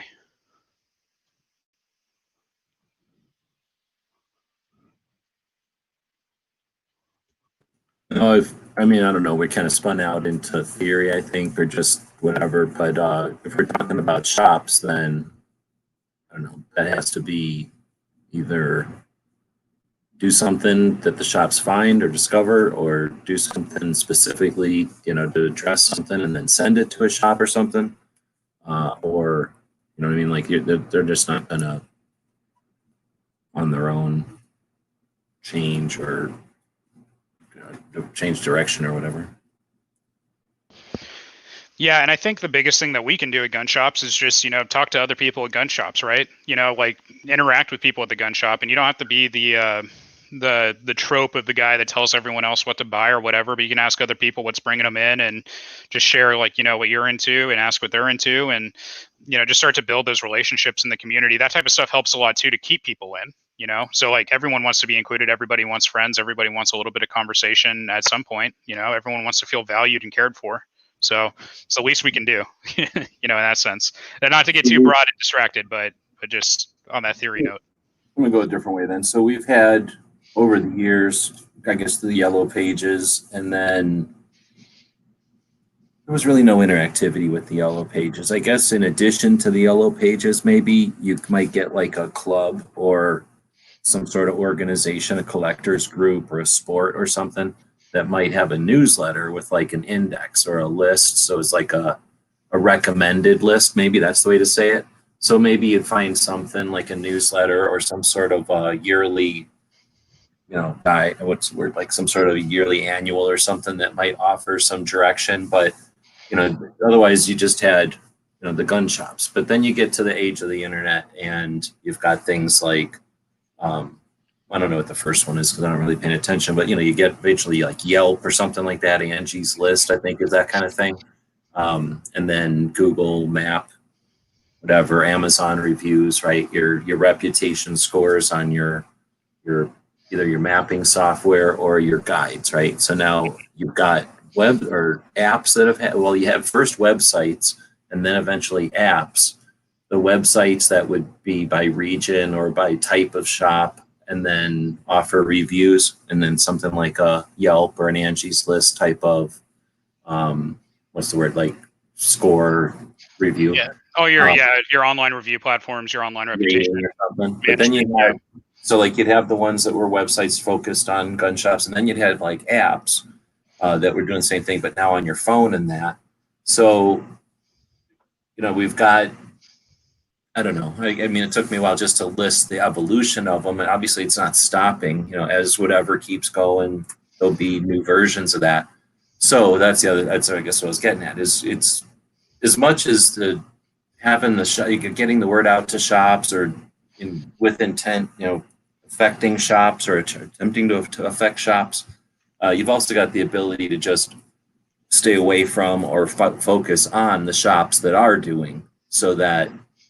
I guess to some extent, we're not wasting our own, if the community in general isn't wasting any time or effort. If there's somebody who wants to sell 9mm and you're like, this is a dumb, dead caliber, like nobody cares about 9mm. It's like, so last year, but they're going to keep selling them. Do you keep wasting time trying to get them to wake up, or do you just start going to the shops that don't sell 9mm, like the Future? And right. Just let the shops continue to wither on the vine. Yeah, I think your point's spot on, right? At the end of the day, you're going to vote with your dollar. So, if a shop's doing something you don't like, and there's a lot of history with that going on with brands that I know, like you and Yankee have talked about in the past, back before I was in the scene when I was watching videos. Like people, was it Ruger or was it Remington that said they were cool with magazine size restrictions?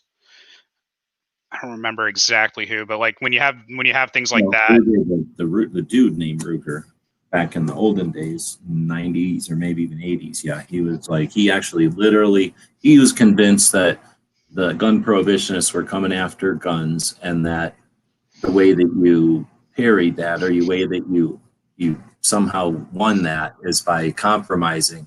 And he was convinced that the 10 round capacity was. This is from reading people who interpreted his actions. So I've never read anything by the guy. I've just read people who tried to not offer bullshit, I hate the guy advice on what happened or history of what happened.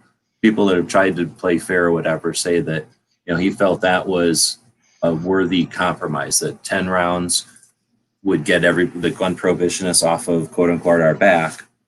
Obviously, I don't know what the hell he was thinking, super short-sighted and just weird, but who knows? It was back in the olden days and he was a different guy, right? Yeah. different generation. Yeah, and to that point, right?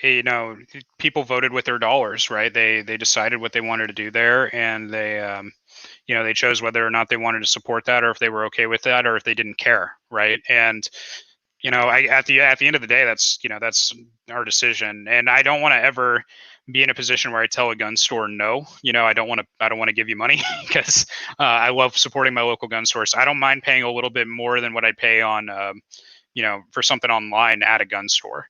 I don't mind buying my ammo at a slightly higher price at a local gun store. Like I'm down for all that. I like to keep them in business. I think that they're helpful, and I think they're overwhelmingly a positive thing. But yeah, if there's a gun store that treated me wrong, there was one company, and I won't name them, but I waited too long for firearms from them, and so I'm not going to purchase another firearm from them unless I absolutely have to. And it was because I waited for about 3 hours for someone to come to the desk and release my firearm to me after my fantastic California 10-day waiting period. Because of that experience, I'm really hesitant on buying firearms at this one shop again. And then there's other shops where I saw that they were just absolutely gouging prices, and it was insane. So, I don't go to those, in the same way, like if a shop was espousing some political opinion I didn't agree with or something like that, and I thought it was worth not taking my dollars, I would. If it was something I don't care about, then whatever. But everybody's got to make their own choice on that, and I'm not going to tell anyone else what to do. I just say what I do. So.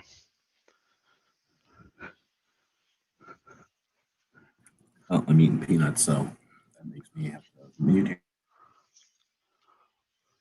So Angeline jumped out of here, I guess, but Barbecue's in here too, and Gary jumped out, and Z was in here. Woods is out there, but just was jumping in for a bit. And then Patriot is still out there, maybe, but it looks like we still got some people listening, and we're an hour and a half in. So I don't know. We kind of got a discussion here on the end here. You're kind of talking about, I guess you kind of briefly alluded to somebody's experience at a shop. So you were talking about voting with the dollar or whatever. I guess I was kind of thinking a different sort of angle, the general question if the future is going to be something else, or if it's going to be just like the expansion of the Amazon review or some Angie's List. Will it be something that we have today that expands, or will we see something new out of thin air, or something that's unexperienced yet that will and it probably won't be just for gun shops, but it'll allow people to find the specific thing they're looking for, as opposed to like a bookstore, like they'll find the bookstore about XYZ. Or I guess it's a gun shop. I think Google is going to be that medium. I think the search engine is doing a pretty good job of that already. Not just because, like, with how Google works, right? So you have searches, and then you also have Google My Business, which offers the map listing, which offers the star ratings and reviews, links to their website. The employers the companies can also post their specific content, and they can blog out of Google My Business. It's a feature that very few people use, but it's a feature that's there. So you can put coupons in there. You can just blog and talk about stuff. You can post photos or whatever, right? So you can get a lot of information out that way, and you can theme yourself that way. And then, and you have probably more of a web knowledge than I do, but you're aware of all the meta description, meta tags, all your filler lines. So when your page pops up and you're that result on Google, people can see your description that you typed for your website, and they can see how you answered a question. They can go in there and figure out all the niche stuff to really identify where you fit in, right? And so I think we're just going to continue to see that get developed, and I think that's probably just going to be the solution. I don't know that it's going to require a whole new platform. I think it's probably just going to be improving what we have. See, I think there's more to it. So you got a couple of things there. First off, search engines. One of the things, you think you hit it right there. What I was trying to really ask, or maybe what I was thinking as I was asking it, is that, or like now, I'm just barely starting to hear some commercials for what's it called, DuckDuckGo. So people figuring out, I'm sick of Google, and the way their commercial is, it's just some girl is like, my friend asked me to look at something, and then for the rest of the week, this creepy ad kept following me around, and I don't want to live that way. And that's the best way to sum it up. Like, there's these little creepy ways that people are going to figure out the water's getting warm around them, and they're going to figure out this isn't benefiting me anymore. And that's the roundabout to the when you said Google business. And that's where I guess where I was coming at is I don't know what the next thing will be, but I really don't think it's going to be a bigger Google map system or a bit bigger Amazon ranking, or I mean Amazon reviews, because all of it so far the tendency has been that a new system or a new way of doing things gets established. The cutting edge, the bell curve, the cutting edge people adapt it or figure it out. The followers do it, and then the curve comes along and has to do it, and then the stragglers have no option because they don't make the old models anymore, and they eventually follow in the footsteps of the herd and do whatever the herd just did, right? So you've got that like tendency, no matter what it is, if it's tech or if it's watching TV and switching to Netflix, we've got these different ways that we tend to do things. So if we have the Google and the Amazon and you let them sit for any length of time, I mean, I can go on YouTube right now and watch dozens and dozens of videos on how to screw with the logarithm. So as soon as they do something, there's ways to screw with it. Therefore, the only real answer to success on the platforms is to constantly be doing whatever the next thing is, because that's the only thing they're going to appreciate, because they can't allow history to win because there's just too much history back there. They have to have some cutting edge thing be the thing that everything's focused on. Anyway, that feeds a type of engine that either has, I don't know if it's infinite or not, but it's certainly going to get it boring. Like as humans, we don't stick with things forever. I guess that's where I'm like wondering, is the next going to be, again, like we've got YouTube and Google are the same thing. We've got Amazon, which is a thing. You got Facebook, which is a thing. And then you got maybe Microsoft, which is a thing. And it's not difficult to game one, win or fail, game the other one. You could probably juggle 2 or even 3. And I guess with enough funds like Bloomberg, he'll go in and pay people to dominate all 4 if he really wants to. But because they exist and they've existed for a little bit, and there's competition, they are gameable. Like there is ways to screw with them. And Totally. our tendency is to see that and move on. And that's where I think they've saturated themselves. They've got to a point where, the Super Bowl audience is all on these platforms. So that means whatever's next is moving on. So the next thing does exist. It just, we don't realize that it's happening right now because nobody's really paying, nobody's not hip enough yet. But anyway, that's where I guess I'm getting, is the next thing going to be some new platform that maybe it's depending on the color or shape as opposed to the star system, or maybe it's those diagrams I can never remember the name of, the circle diagrams. Like this place has, it's here on the spectrum instead of a stupid star rating, which, really, what does that even mean? I liked it a little bit more than I didn't like it. Like now all of a sudden you can say their friendliness ratio is, equal to their cleanliness, or, there's some sort of not a more complex way to move it. And therefore the platforms that exist couldn't even deal with the new complex. Or maybe there's some sort of, I don't want to say social credibility, but maybe there's some sort of determination that you can attain that now when you leave a review, it's more real. And maybe that has to do less with popularity or size, but more an AI that can keep up with you and me and everybody else can know who you know. So in other words, I don't care what 1 million people who may or may not be paid by this restaurant think, but if I know my sister and her friend and my friend and 3 people from work who I may or may not know, but it's going to give me some sort of a target. Let's use gun stuff. It's going to give us a bullseye. 3 of the people in the 10 ring like this restaurant, and that means your immediate family. Some people in the 6 ring, people they know like this restaurant, so instead of like, here's 1 million reviews, more like, here's your family's reviews of this. Your mom didn't like this bank, that kind of thing. And if we get used to that, or, who knows what's going to be next, but maybe it's not I hope it won't be Google has to own the AI, right? More like there's a rental AI somewhere and somebody comes up with a clever app that figures that out, and they only need to take a slice of that AI once a month And with that slice, they can update and have your Angie's List. And I'm just throwing shit out there, who knows what the future is going to be. But if there's something where you don't even need to be a Google to rent the capacity of what Google has today, because I feel that's what's going to be the future of AI, is giant machines that you rent moments of, because you can come up with amazing projects and in a couple of moments finish them. You know what I mean? Like it's the same thing with 3D printers, right? It took us what used to take forever down to moments. Like same thing will happen with massive info projects, right? Like, oh, okay, I want to know, every picture that's been taken with this church in it. Boom, 5 minutes later, you got that, and it cost you $15. When we're at that level, who cares what Google says? So when we move on from all this, or whatever's next, is are gun shops going to be at the cutting edge of that, or are we going to be behind? I think gun shops have been at the cutting edge of lots of stuff, and I think that's a potential. Again, we're having these conversations that are alternate to just whatever the new front sight is, or how do you get to the range, that kind of crap is. How do we prepare so that gun stuff leads the way?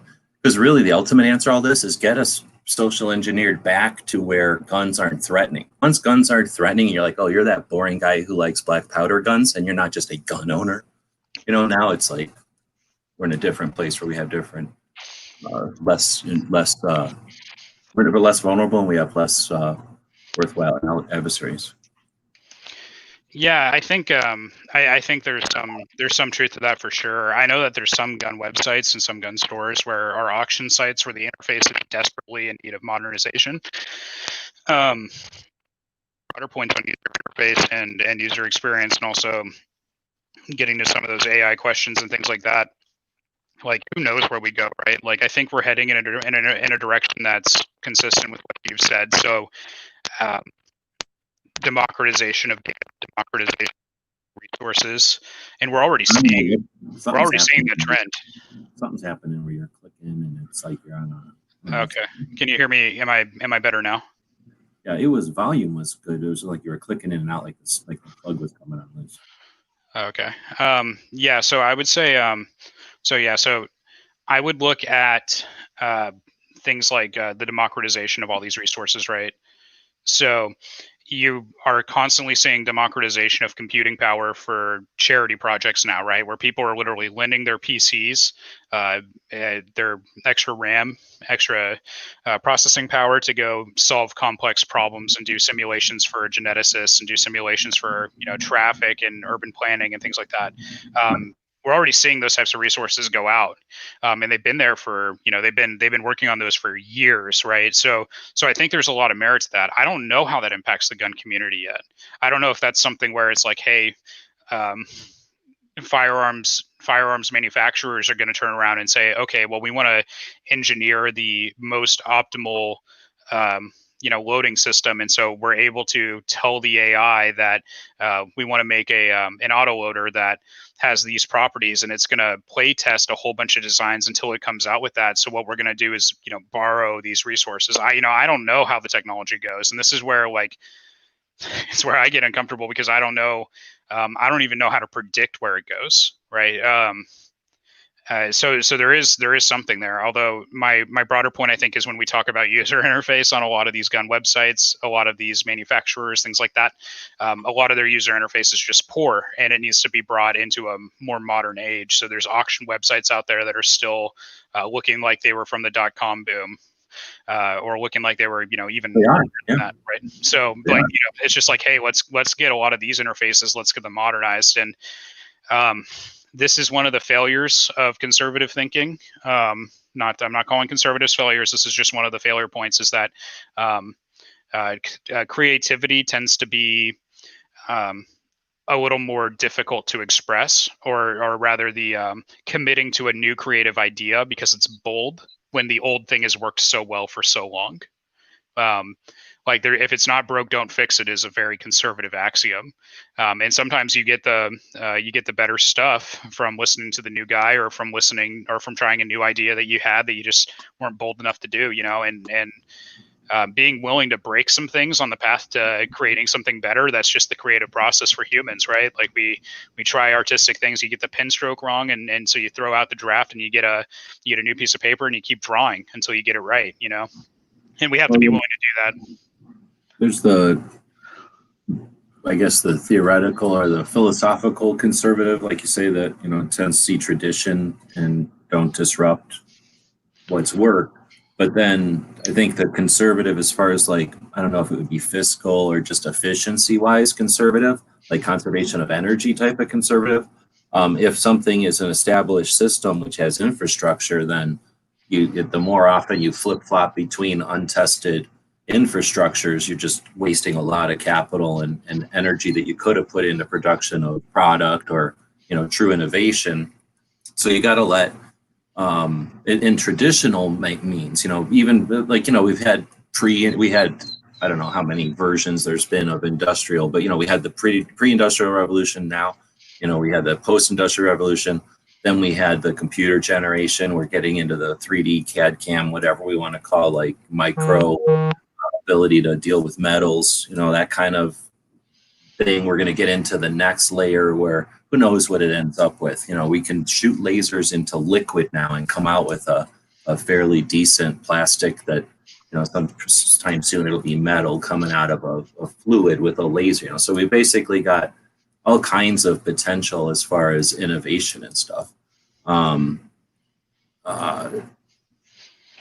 That's true. I think, you know, this might be actually a really good conversation. I think we should maybe continue this if we can get John Crump back on. I think he'd be probably really good given his knowledge base. He's leaps and bounds ahead of my knowledge on this stuff. So. Sorry, I was going to read in here, and then I was thinking of what Bob was saying here. He says, "I'm just moving to a tiny town, waiting for the end." So I think that's unnecessary. The tough times make tough people. Tough people make soft times. Soft times make soft people. We're just living through that, and like I already said, so I don't think there's a lack of resources. We haven't exhausted anything.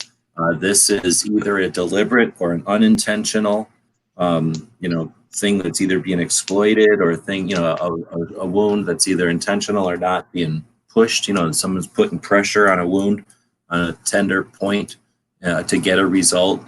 That would, and if I'm correct, that it would imply that at some point they're going to either get or run out of resources or see that it's no longer effective. They're going to stop putting the pressure on.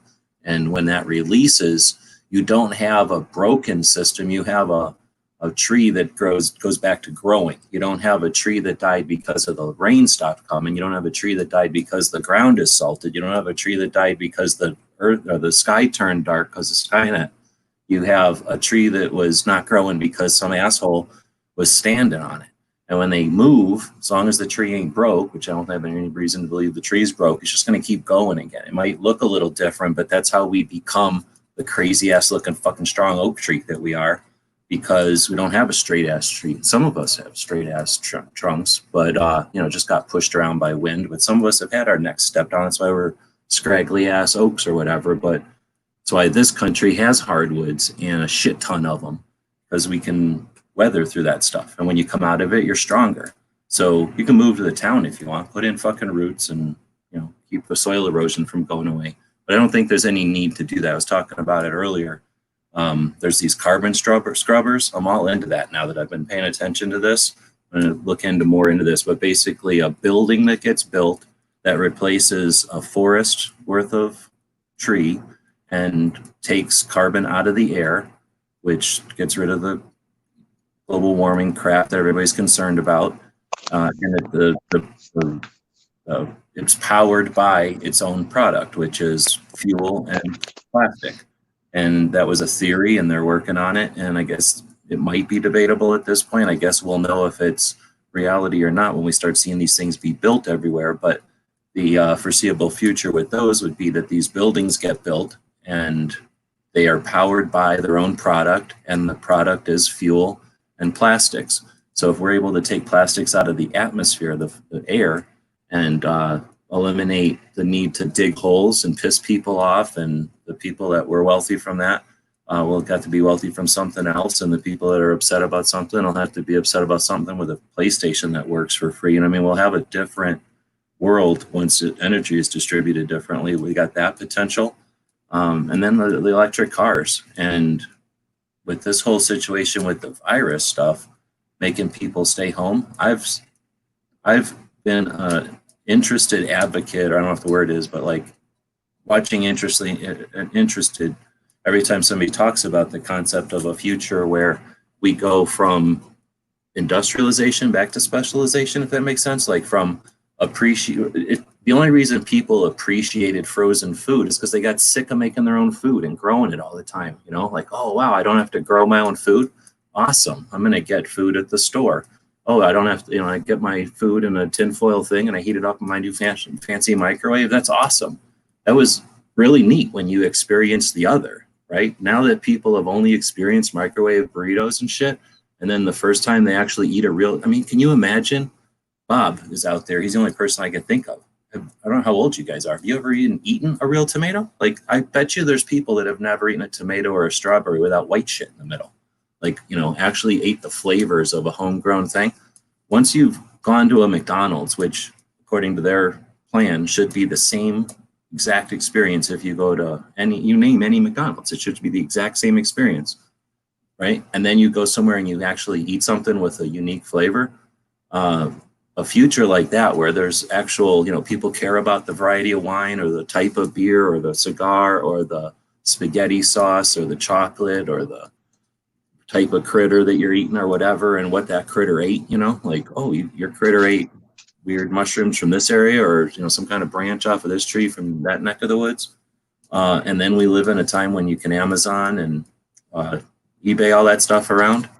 And we now have to live in a city because we got to be walking distance for all that stuff, and we got electric vehicles. We got a future where you might not be alone in that small town, dude. You might have a whole group of people that decided that small town is just the place to set up shop and do their thing.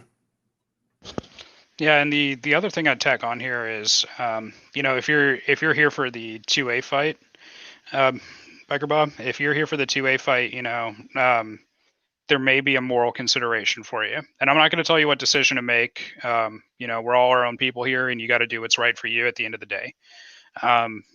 My thing that I would bring up is there a fight that needs to be fought there? Is there something that a hero can do where you're at before you move? And what would the heroic thing be? And is that something you should do? And I think that those are just considerations that I would make or I would take into account prior to doing anything. So like one thing that's on my docket right now, for instance, I'm in this terrible state for guns, right? And this is the cause that we're all kind of getting behind.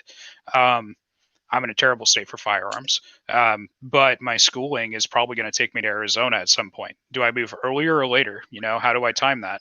And that's something that I'm giving a lot of thought to tonight and moving forward, because the law school I want to go to is in Arizona. I'm currently going to Arizona State. So, like what do I do? Do I leave California and kind of leave the fight here? Do I continue the fight just online only?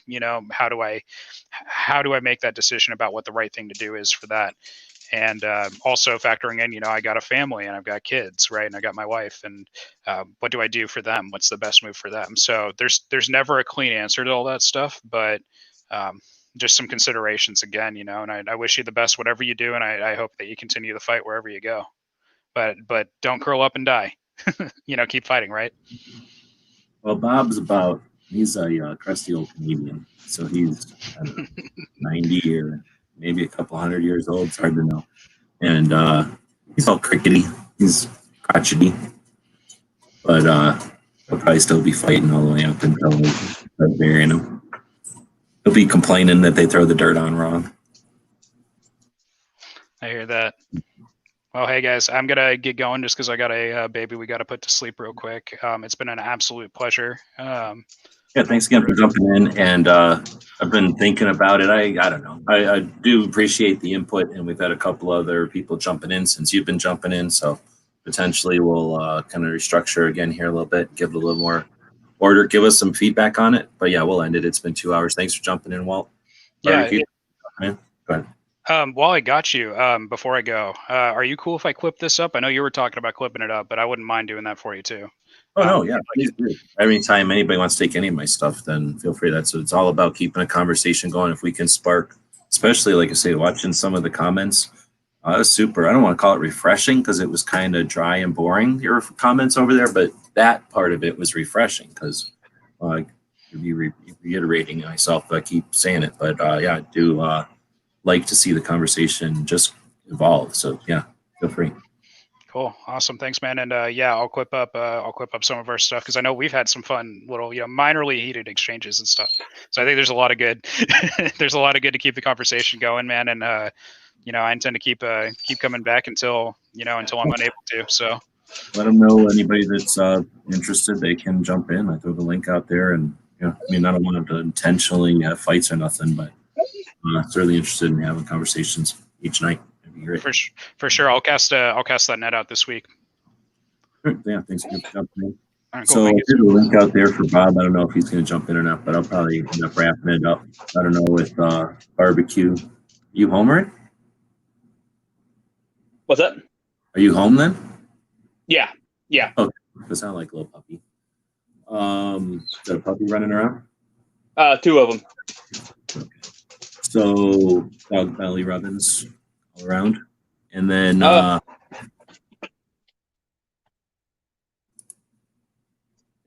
good. So there was actually an idea, well, not an idea, but a question I had when we were back on the gun show stuff. It kind of popped into my head there. What are your thoughts on gun shows that make you disarm before you go in? I don't know if you've ever experienced that in your area, but up here, if you're going to be selling a firearm or anything, you have to clear it. Then they put a zip tie through, whether it has a box magazine or however they, like I said, put a zip tie through. That way, nothing can be chambered. Which, fine, I guess I can understand that. You don't want anybody loading the firearm, but at the same time, I find it redundant because then you purchase one and walk away from the guy's table, and what's the difference at that point?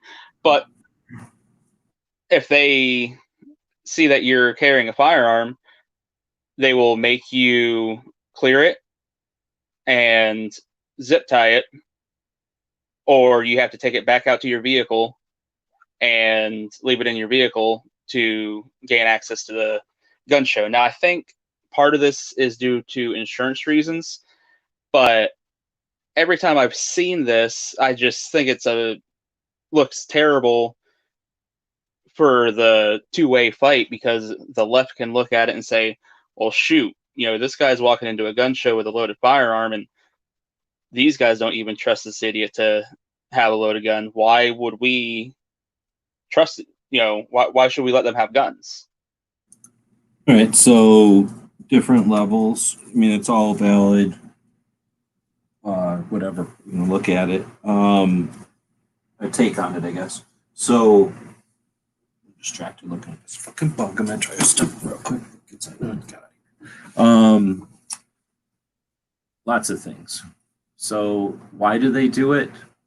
They pretty much do universally do it, and a lot of things are done because of tradition, and I guess some things are done because of insurance or whatever, and potentially the NRA has been an influence on a lot of things. So potentially if they came out with some sort of a guide to gun show etiquette or gun show, how to set up, how to become a promoter, or some guides to promoters, it's possible that either NRA or maybe NSSF, or which is an industry organization, it's possible that somebody who had some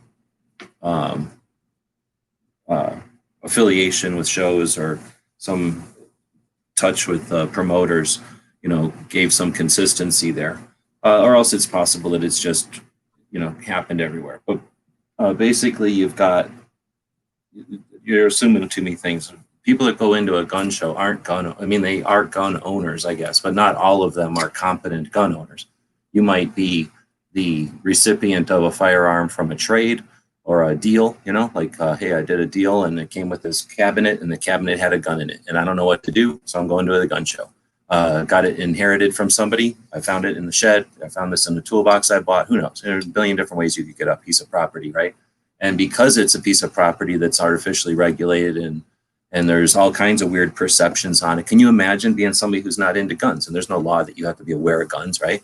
You're allowed to be a free, happy United States citizen, never have any idea about guns, right? There's no law. So you're just living your life and you care about sailboats or something else, fishing maybe, you know, and you find this gun. If all you know is watching TV shows where they blow up cars or, you know what I mean? Like kill people every shot, like you don't know. So, you know what I mean? Like who knows what kind of crazy perceptions you've got. You certainly aren't going to know how to unload it or what.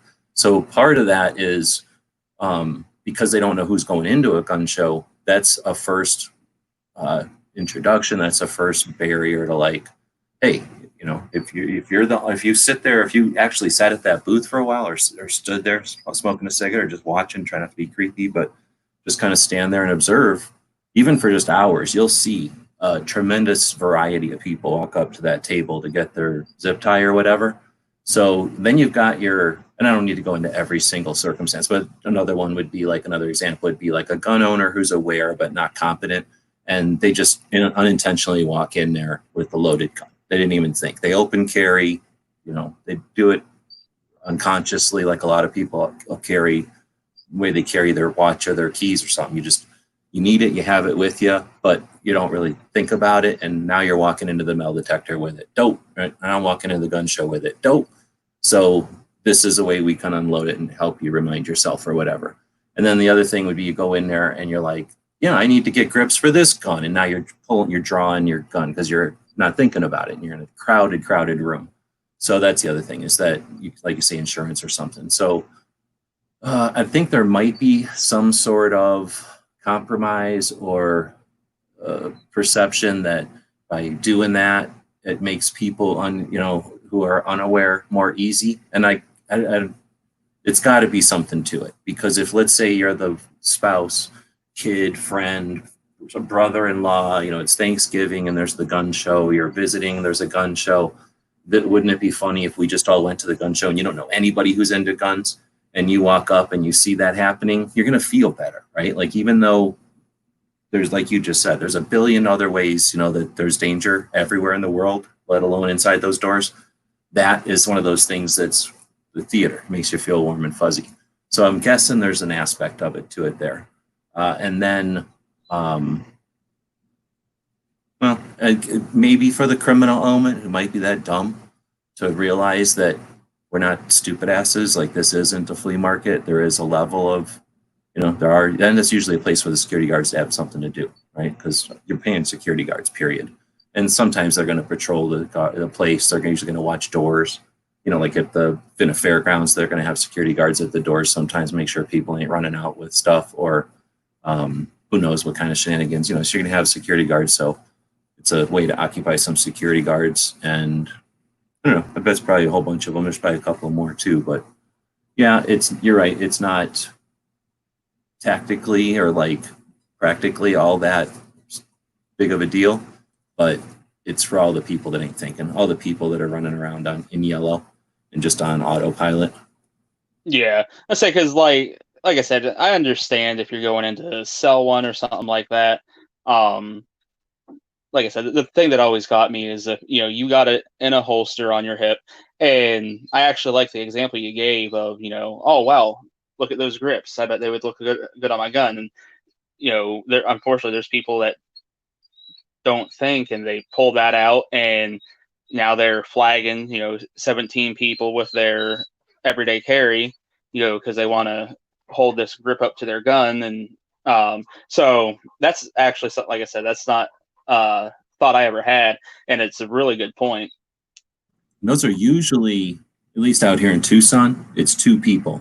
Got ranchers, like, you know, yahoos that live out somewhere in the middle of nowhere, and they're just either don't care because they don't care, right? They're the only person there. They flag people all the time because they're not used to having people around. I don't want to give them a pass, but that's definitely a type of person. I've seen it happen at shows and in real life at the range. It's just a thing that happens. And they're older, and They're just, they're different, right? But then it's also cops and anybody else, I guess, who uses guns all the time. So sometimes competition shooters, but rarely. Usually competition shooters are like super robotic about never flagging anybody because of their heightened awareness about that. And even if they aren't like caring about safety, they know that it's a rule violation. They'll waste their whole, stage by getting flagged or whatever. So they're like hyper aware of it. But cops are like the opposite. Every once in a while, if you see a cop that like is aware of that stuff, typically that's a cop who actually likes guns and they're into training and they'll probably do something on their own once in a while. But most cops, they put on and off their gun. I don't know how many times a day. It's like their boots or their hat. Like I'm lumping people together, but that seems to be the people that use guns constantly just don't care anymore because they don't, they use it every single day often and they never shoot anybody. So they don't think about it. And there's quite a few gun owners that act like they, whatever, like if you asked them, they'd say, oh yeah, I really care about gun safety. But when you listen to them chat or whatever, they act like, nothing's ever going to happen to me. I've been around guns forever. That's only for amateurs that are newbies that have accidents. I'd say I always love the people that say negligent discharges are for the newbies and things like that, and they're so amazing because they've never had a negligent discharge, and I'm like, good on you, but if you think it's not going to happen, that's probably why it's going to happen, is you're so lax about it. And I still remember the day that I had my first one. Scared the crap out of me. Luckily nobody was injured or anything, but going back to that whole safety aspect, making sure that your firearms pointed in a safe direction at all times, things like that. And like you said, people get lax about that. Well, and that's where, it's a whole nother thing. And like I say, I've actually got a couple just from listening to this stuff the last couple of days and now from some of these chats with you and Walt. But that's another thing where if you're going to be, what's the word, like a Karen, or you're going to be like really worried about micromanaging to where you can't break any rule, then you literally can't pick up a gun. Like as soon as you pick it up, you're flagging. As soon as, like it's really 2 rules. Critically 3 rules is when people get hurt. 2 rules is when stuff gets hurt. 3 rules is, I'm just making this shit up, but there's like some progression there that there's more involved to it, but you're obviously not going to ever bring any of that up with a kid or a new shooter. Instead, you're going to just say, follow all the safety rules. But in real life, when you're carrying and you're dealing with guns, you break a rule all the time, like constantly. You have to break. If you're cleaning the gun, you're breaking a rule once in a while, and probably breaking 2. So, you have to break them. It's all about being competent and respectful, I guess, or like aware, and I think respectful of it, or right. As soon as you become like whatever, like you let it become secondary, that's when accidents start happening. Yeah, say the gun safety rule Nazis kind of bug me. I always like Yankees example of, if you're going to go buy a new gun, you want to look down the barrel, make sure there's nothing wrong with it or anything like that. So at some point, you're going to have that gun pointed at your face while you're trying to inspect this barrel. But there's so many people that, well, you should never do that. Well, if I just safety check the gun, took the magazine out, there's, slides open, where's the danger at this point?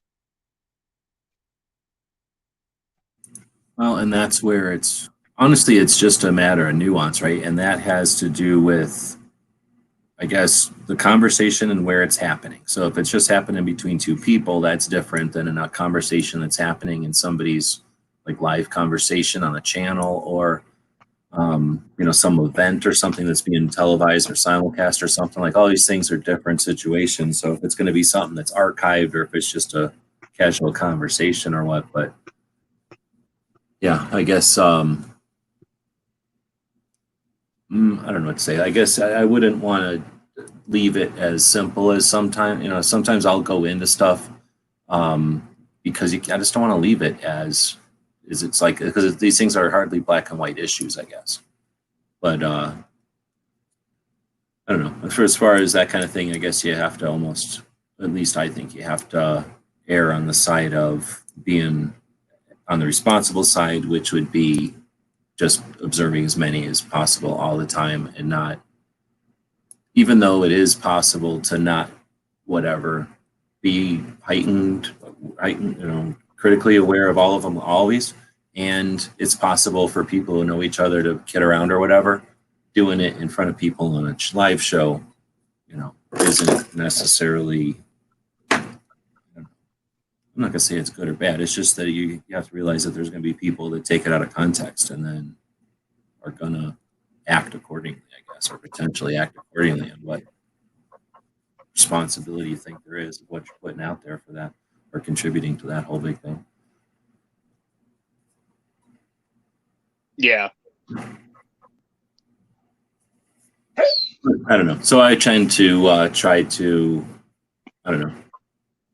I guess whenever I'm doing a video or whatever, it's just it's easy enough to just not break any of them. And then in real life, obviously, it's just, I don't know. I don't really know anyone who doesn't pay ultra attention to them, I guess. So I guess it would be at a public range or something, or, somewhere where you'd have maybe at a public shooting spot where other people were there. I guess the last time I had an opportunity to see somebody acting like a Yahoo was at a range here in Arizona it's run by a county, but there's no facilities there other than the bays and the berms and stuff and like the benches that are there. And there's a couple of roofs over some of the benches, but most of the benches are just out in the sun. And it's kind of halfway between Phoenix and Tucson. So it's little town, not used very often, but occasionally it just gets packed. And I guess enough people just got trash and garbage out there that they eventually kind of paid some attention to it. But it's basically abandoned out there and you can do what you want. So it's that kind of setting. And I was out there with a guy from Gun Channels. And we were just out shooting one time. This was years ago, I guess now. And there was this guy out there that was just being crazy as shit. And then he ended up checking something on his fucking rifle with his muzzle pointed straight down all the tables, right? Like, perpendicular to the range or whatever. So that was like the last time I ever seen anybody just acting a fool or just being crazy reckless with a gun. And that might be, I have to think about another time where I've ever actually seen that, like in real life. I've seen some shit where like at a shooting event where somebody was, distracted, paying attention to too many things. I don't know what the word to be, like overstimulated, and the muzzle went in the wrong direction. Or maybe running and muzzle went in the wrong direction, like some inadvertent, but like related to a thing where everybody's paying attention. So, it was immediately corrected and there was consequences and people learned from it. But yeah, very rarely. And I worked at a range. I volunteered at the county range here for a long time. You just don't see people acting crazy. People respect the thing. There's hardly anybody's going to get a gun and not understand that most people are the other way. Most people are so crazy afraid of the damn thing that they're like super awkward around it and almost dangerous by being so damn awkward. Like, it takes a little while before you get comfortable with it. But Yeah, going back to what you're saying about random people at the range like that. Like I mentioned before, a lot of hunting in my area. So when it's rifle season coming up, that's when you get all the people out that are like, oh, well, I need to sight in my rifle. And they haven't touched it since they put it away from the last deer season, haven't thought about it, anything else. And you'll end up, with lines at the range for, people waiting just to bench shoot their rifle. And some of the stuff you see there, on one hand, I don't know if I want to call it ignorance or just people having the lack of care. Like you said, one guy I witnessed flag all the tables instead of having his gun pointed down range, he was doing something and had it turned sideways. And there's other ones where people weren't putting their rifles up when people were going out to check targets or leaving them on the table. actions are closed, and you don't know, well, did that Yahoo fire his last shot? Is there now a loaded gun pointing down range? I've seen guns fall off of tables because people thought they had them sitting on their rest fine, and then you're out checking targets and something smashes down. Luckily, there's never been a drop fire or anything when that had happened, but a lot of silly stuff seems to happen. Yeah, okay. I mean, I guess accidents, sure. I could think of a couple of instances of that too, but I consider an accident different than like negligence or recklessness or whatever. Well, it goes back to like I said, people that, because there's racks when you go out to check your target where you can put your rifle up and have it sitting there nice and secure. That way it's not pointed down range or anything like that. And people just blatantly leave their firearm on the table still. And then, you got the Yahoos that end up leaving the action closed. And then, like I said, you're wondering while you're walking out there, and you might not realize it until you're walking back that, this ding dong left his rifle sitting on the table. And when you get back up to the shooting platform, you realize, not only did he leave his rifle sitting on the table, but the action's closed. Now, like I said, now you're wondering, was he responsible enough to at least have it empty? Things like that. Yeah, like that, I don't give them a pass. Like that's negligence and like putting people in danger. But I guess I was thinking more like if you got a rifle on the table and the wind blows and you didn't expect it to be, blowing that hard, and your rifle goes knocking off while you're downrange, like that kind of stuff can happen. But as long as, again, you've got empty and open and I don't know, something else, like I said, that's all you need. And then, who cares? The thing can fall on the ground and nobody cares. There's just a piece of metal getting damaged, really, because it's not going to be happy that the gun's going to get, broke probably. But, yeah, that's versus, somebody who does what you're talking about.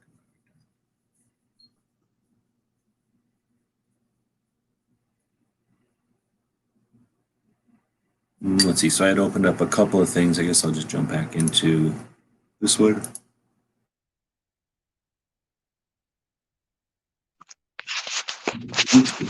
So then it looks like tomorrow is going to be Montana workshop. It's the 17th.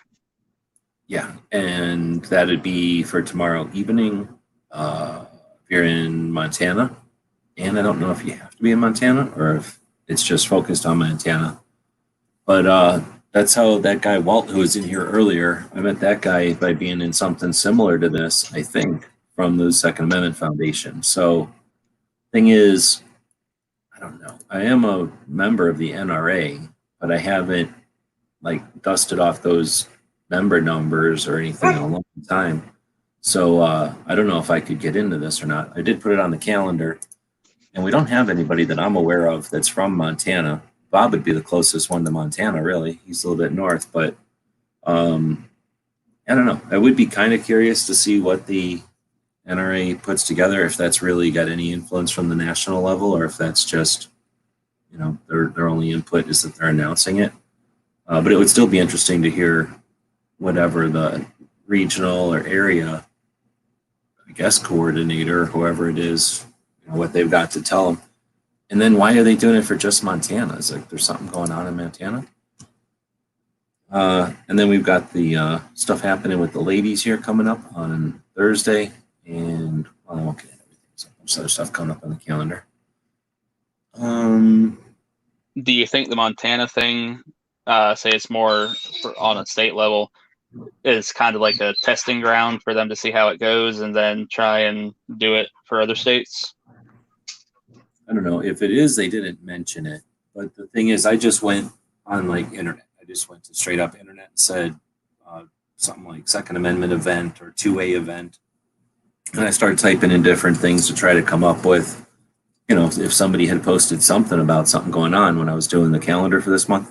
And I brought up a page of NRA stuff, and it was one page with all their events. And a lot of their events were other things that were dumb. So this one and one earlier in the month were the only two, or maybe there was three, that had anything to do with like actual Second Amendment, like in this case, activism, I guess. So I don't know if it's like a situation where that's the only event, or if it's a situation where that's the national list and Montana was the only one that took advantage of using the list. You know, like maybe there's one of these in every state. They're happening as we speak. It's just that they didn't utilize this, you know, feature or something. Like they didn't click something in some box somewhere so that they didn't show up on the list I was watching or the list I found. So that's where I just don't know enough about it. That's why it would be kind of interesting. And if they say, you know, this is part 13 of a 50-part series and we're doing one of these every day in every state, you know, that would be awesome. It would be dumb that they didn't tell anybody, but it's possible that I just missed it, right? But yeah, I don't know. It didn't really say. It just says it's an opportunity to interact with members of the NRA ILA team, including your regional grassroots field coordinator. We will provide updates on the upcoming elections and ongoing grassroots activities around the state. This is a great way to learn about what's happening in Montana and how you can get involved in fighting to preserve your Second Amendment rights. So it kind of sounds boilerplate, but you know, it does say Montana in there. And you know, what else are they going to do? It's Montana. They probably don't have a ton of gun prohibitionist stuff coming at them. And aside from elections, what else is ILA going to do in Montana? You know, gather support, I guess. But like I say, there's nothing in there to indicate it's one of many workshops. And yeah, I don't know how to read it. So you had to RSVP on the NRA website. So I did not. So I'm not going to be in it. But let's see. It would be, I don't really, Mountain Time. So it would be, I guess I could technically go to it. It would be the hour before this show. But I'll probably forget about it. I'll be doing something else. But if somebody else does go to it, be curious to find out. And I guess for reasons they wouldn't record it. You know, they wouldn't want Bloomberg's team to know what they're doing. But like I was saying with Walt earlier, I think that the future might be some sort of a not social credit, like, you know, in China or something, they got some sort of a social, is that the word? Social ranking or something? Like where, you know, your worth is determined by some sort of whatever achievements or something. I think a potential different version of that could be where a smarter internet keeps track of what the people you deem worthy are doing, and then independent of some greater entity, your ally or whatever, like your program or your app or whatever the thing will be called, like your AI, your adversary on the web will talk to other adversaries. And once you tell them like this person's cool, like I give this person like 100% trust, or I give this person, you know, 50% trust. If all of a sudden we have the ability to tell ourselves with people who we've met and not some, you know, person, you know, have to take a review from Karen who knows her position on this, and if she's just mad at the manager, or if, you know, she likes salty food or whatever the hell she thinks it's great, but what does that mean to you? But if your friend who likes licorice and it's the only person you know that likes licorice, you're going to value their opinion of the pancake place or something, right? Like if the future is that, where we don't have to depend on some mass, then I guess I was talking about 2A here, then, you know, maybe that'll be the future of some of this grassroots shit, or we'll have the ability to know what's valid news or something, or we'll be able to influence people's decisions or values or something, whatever the words would be, by based off of what, you know, we put out there. Like, hey, this is something I find it's important, and you know me, and you know that, you know, all these other characteristics of me mesh. You know, you can go on autopilot and just trust me. 2A is the way. Something like that. All right, well, with that, we're hemorrhaging subscribers and viewers. So it's all about the views and the money, and we haven't had a super chat all night, so I'm out of here. Barbecue, thanks for jumping in again. Everyone chat. If you wanted to say something, I guess I'll have to shut it right off. Nah, I got nothing to say. Thanks for the link as always. Yeah, thanks. Yeah, it was pretty good today. We had Angelina in here. She hasn't jumped in a long time. And then Gary was in here for a bit, and both of them got to chime in a couple of times on things. And then Z was in here for just a moment. And then Yeah. I was trying to get everybody's links shared because I've never seen Elizabeth before. Why do you keep calling her Elizabeth? Angelina. Jesus. Oh, was it Angelina? Wow. Yeah. Let's say I'm just gonna blame my eyes. So. Yeah, at all. So, she doesn't jump in here. You can blame her. She doesn't jump in here enough. But no, that exactly. Alan Anchor. So we dropped the link to her channel, and then Walt Gizzard has Erie. I dropped. Yeah, the only one I couldn't find a page or channel for was John Z. So I feel bad about not being able to get his link out there for everybody if he has a channel, but he does, and we'll get him. See, I don't know what happened. YouTube for a while, and for the longest time on the chat, on the YouTube side of the thing, on the public side, on the viewer side or whatever you call it, where it's streaming, you used to be able to click on the person's name and it would take you to their channel. And for some reason they turned that off. So we'll have to have John drop a link. Otherwise, I'm sure I got it in my subscription somewhere. But yeah, John Z, JONZ Project is his channel. Okay. That might be why I couldn't find it, because I was putting the John Z Project. It might be actually. I don't know. Oh, if it is, I was struggling to find it again then. So I don't know. Oh, we'll blame that on Angelina also, because she wasn't in here. Yeah. So that's what happens when you're not in here very often. You get blamed for stuff. Plus, she's a girl, and girls often get blamed for stuff. It's a glass ceiling effect. And say double standards. They got to get used to it. Yeah, exactly. Come on. So with that, I guess we'll say. Oh no, wait. Here's the other thing. I'm out of guns. I'm sick of this shit. This was the last show.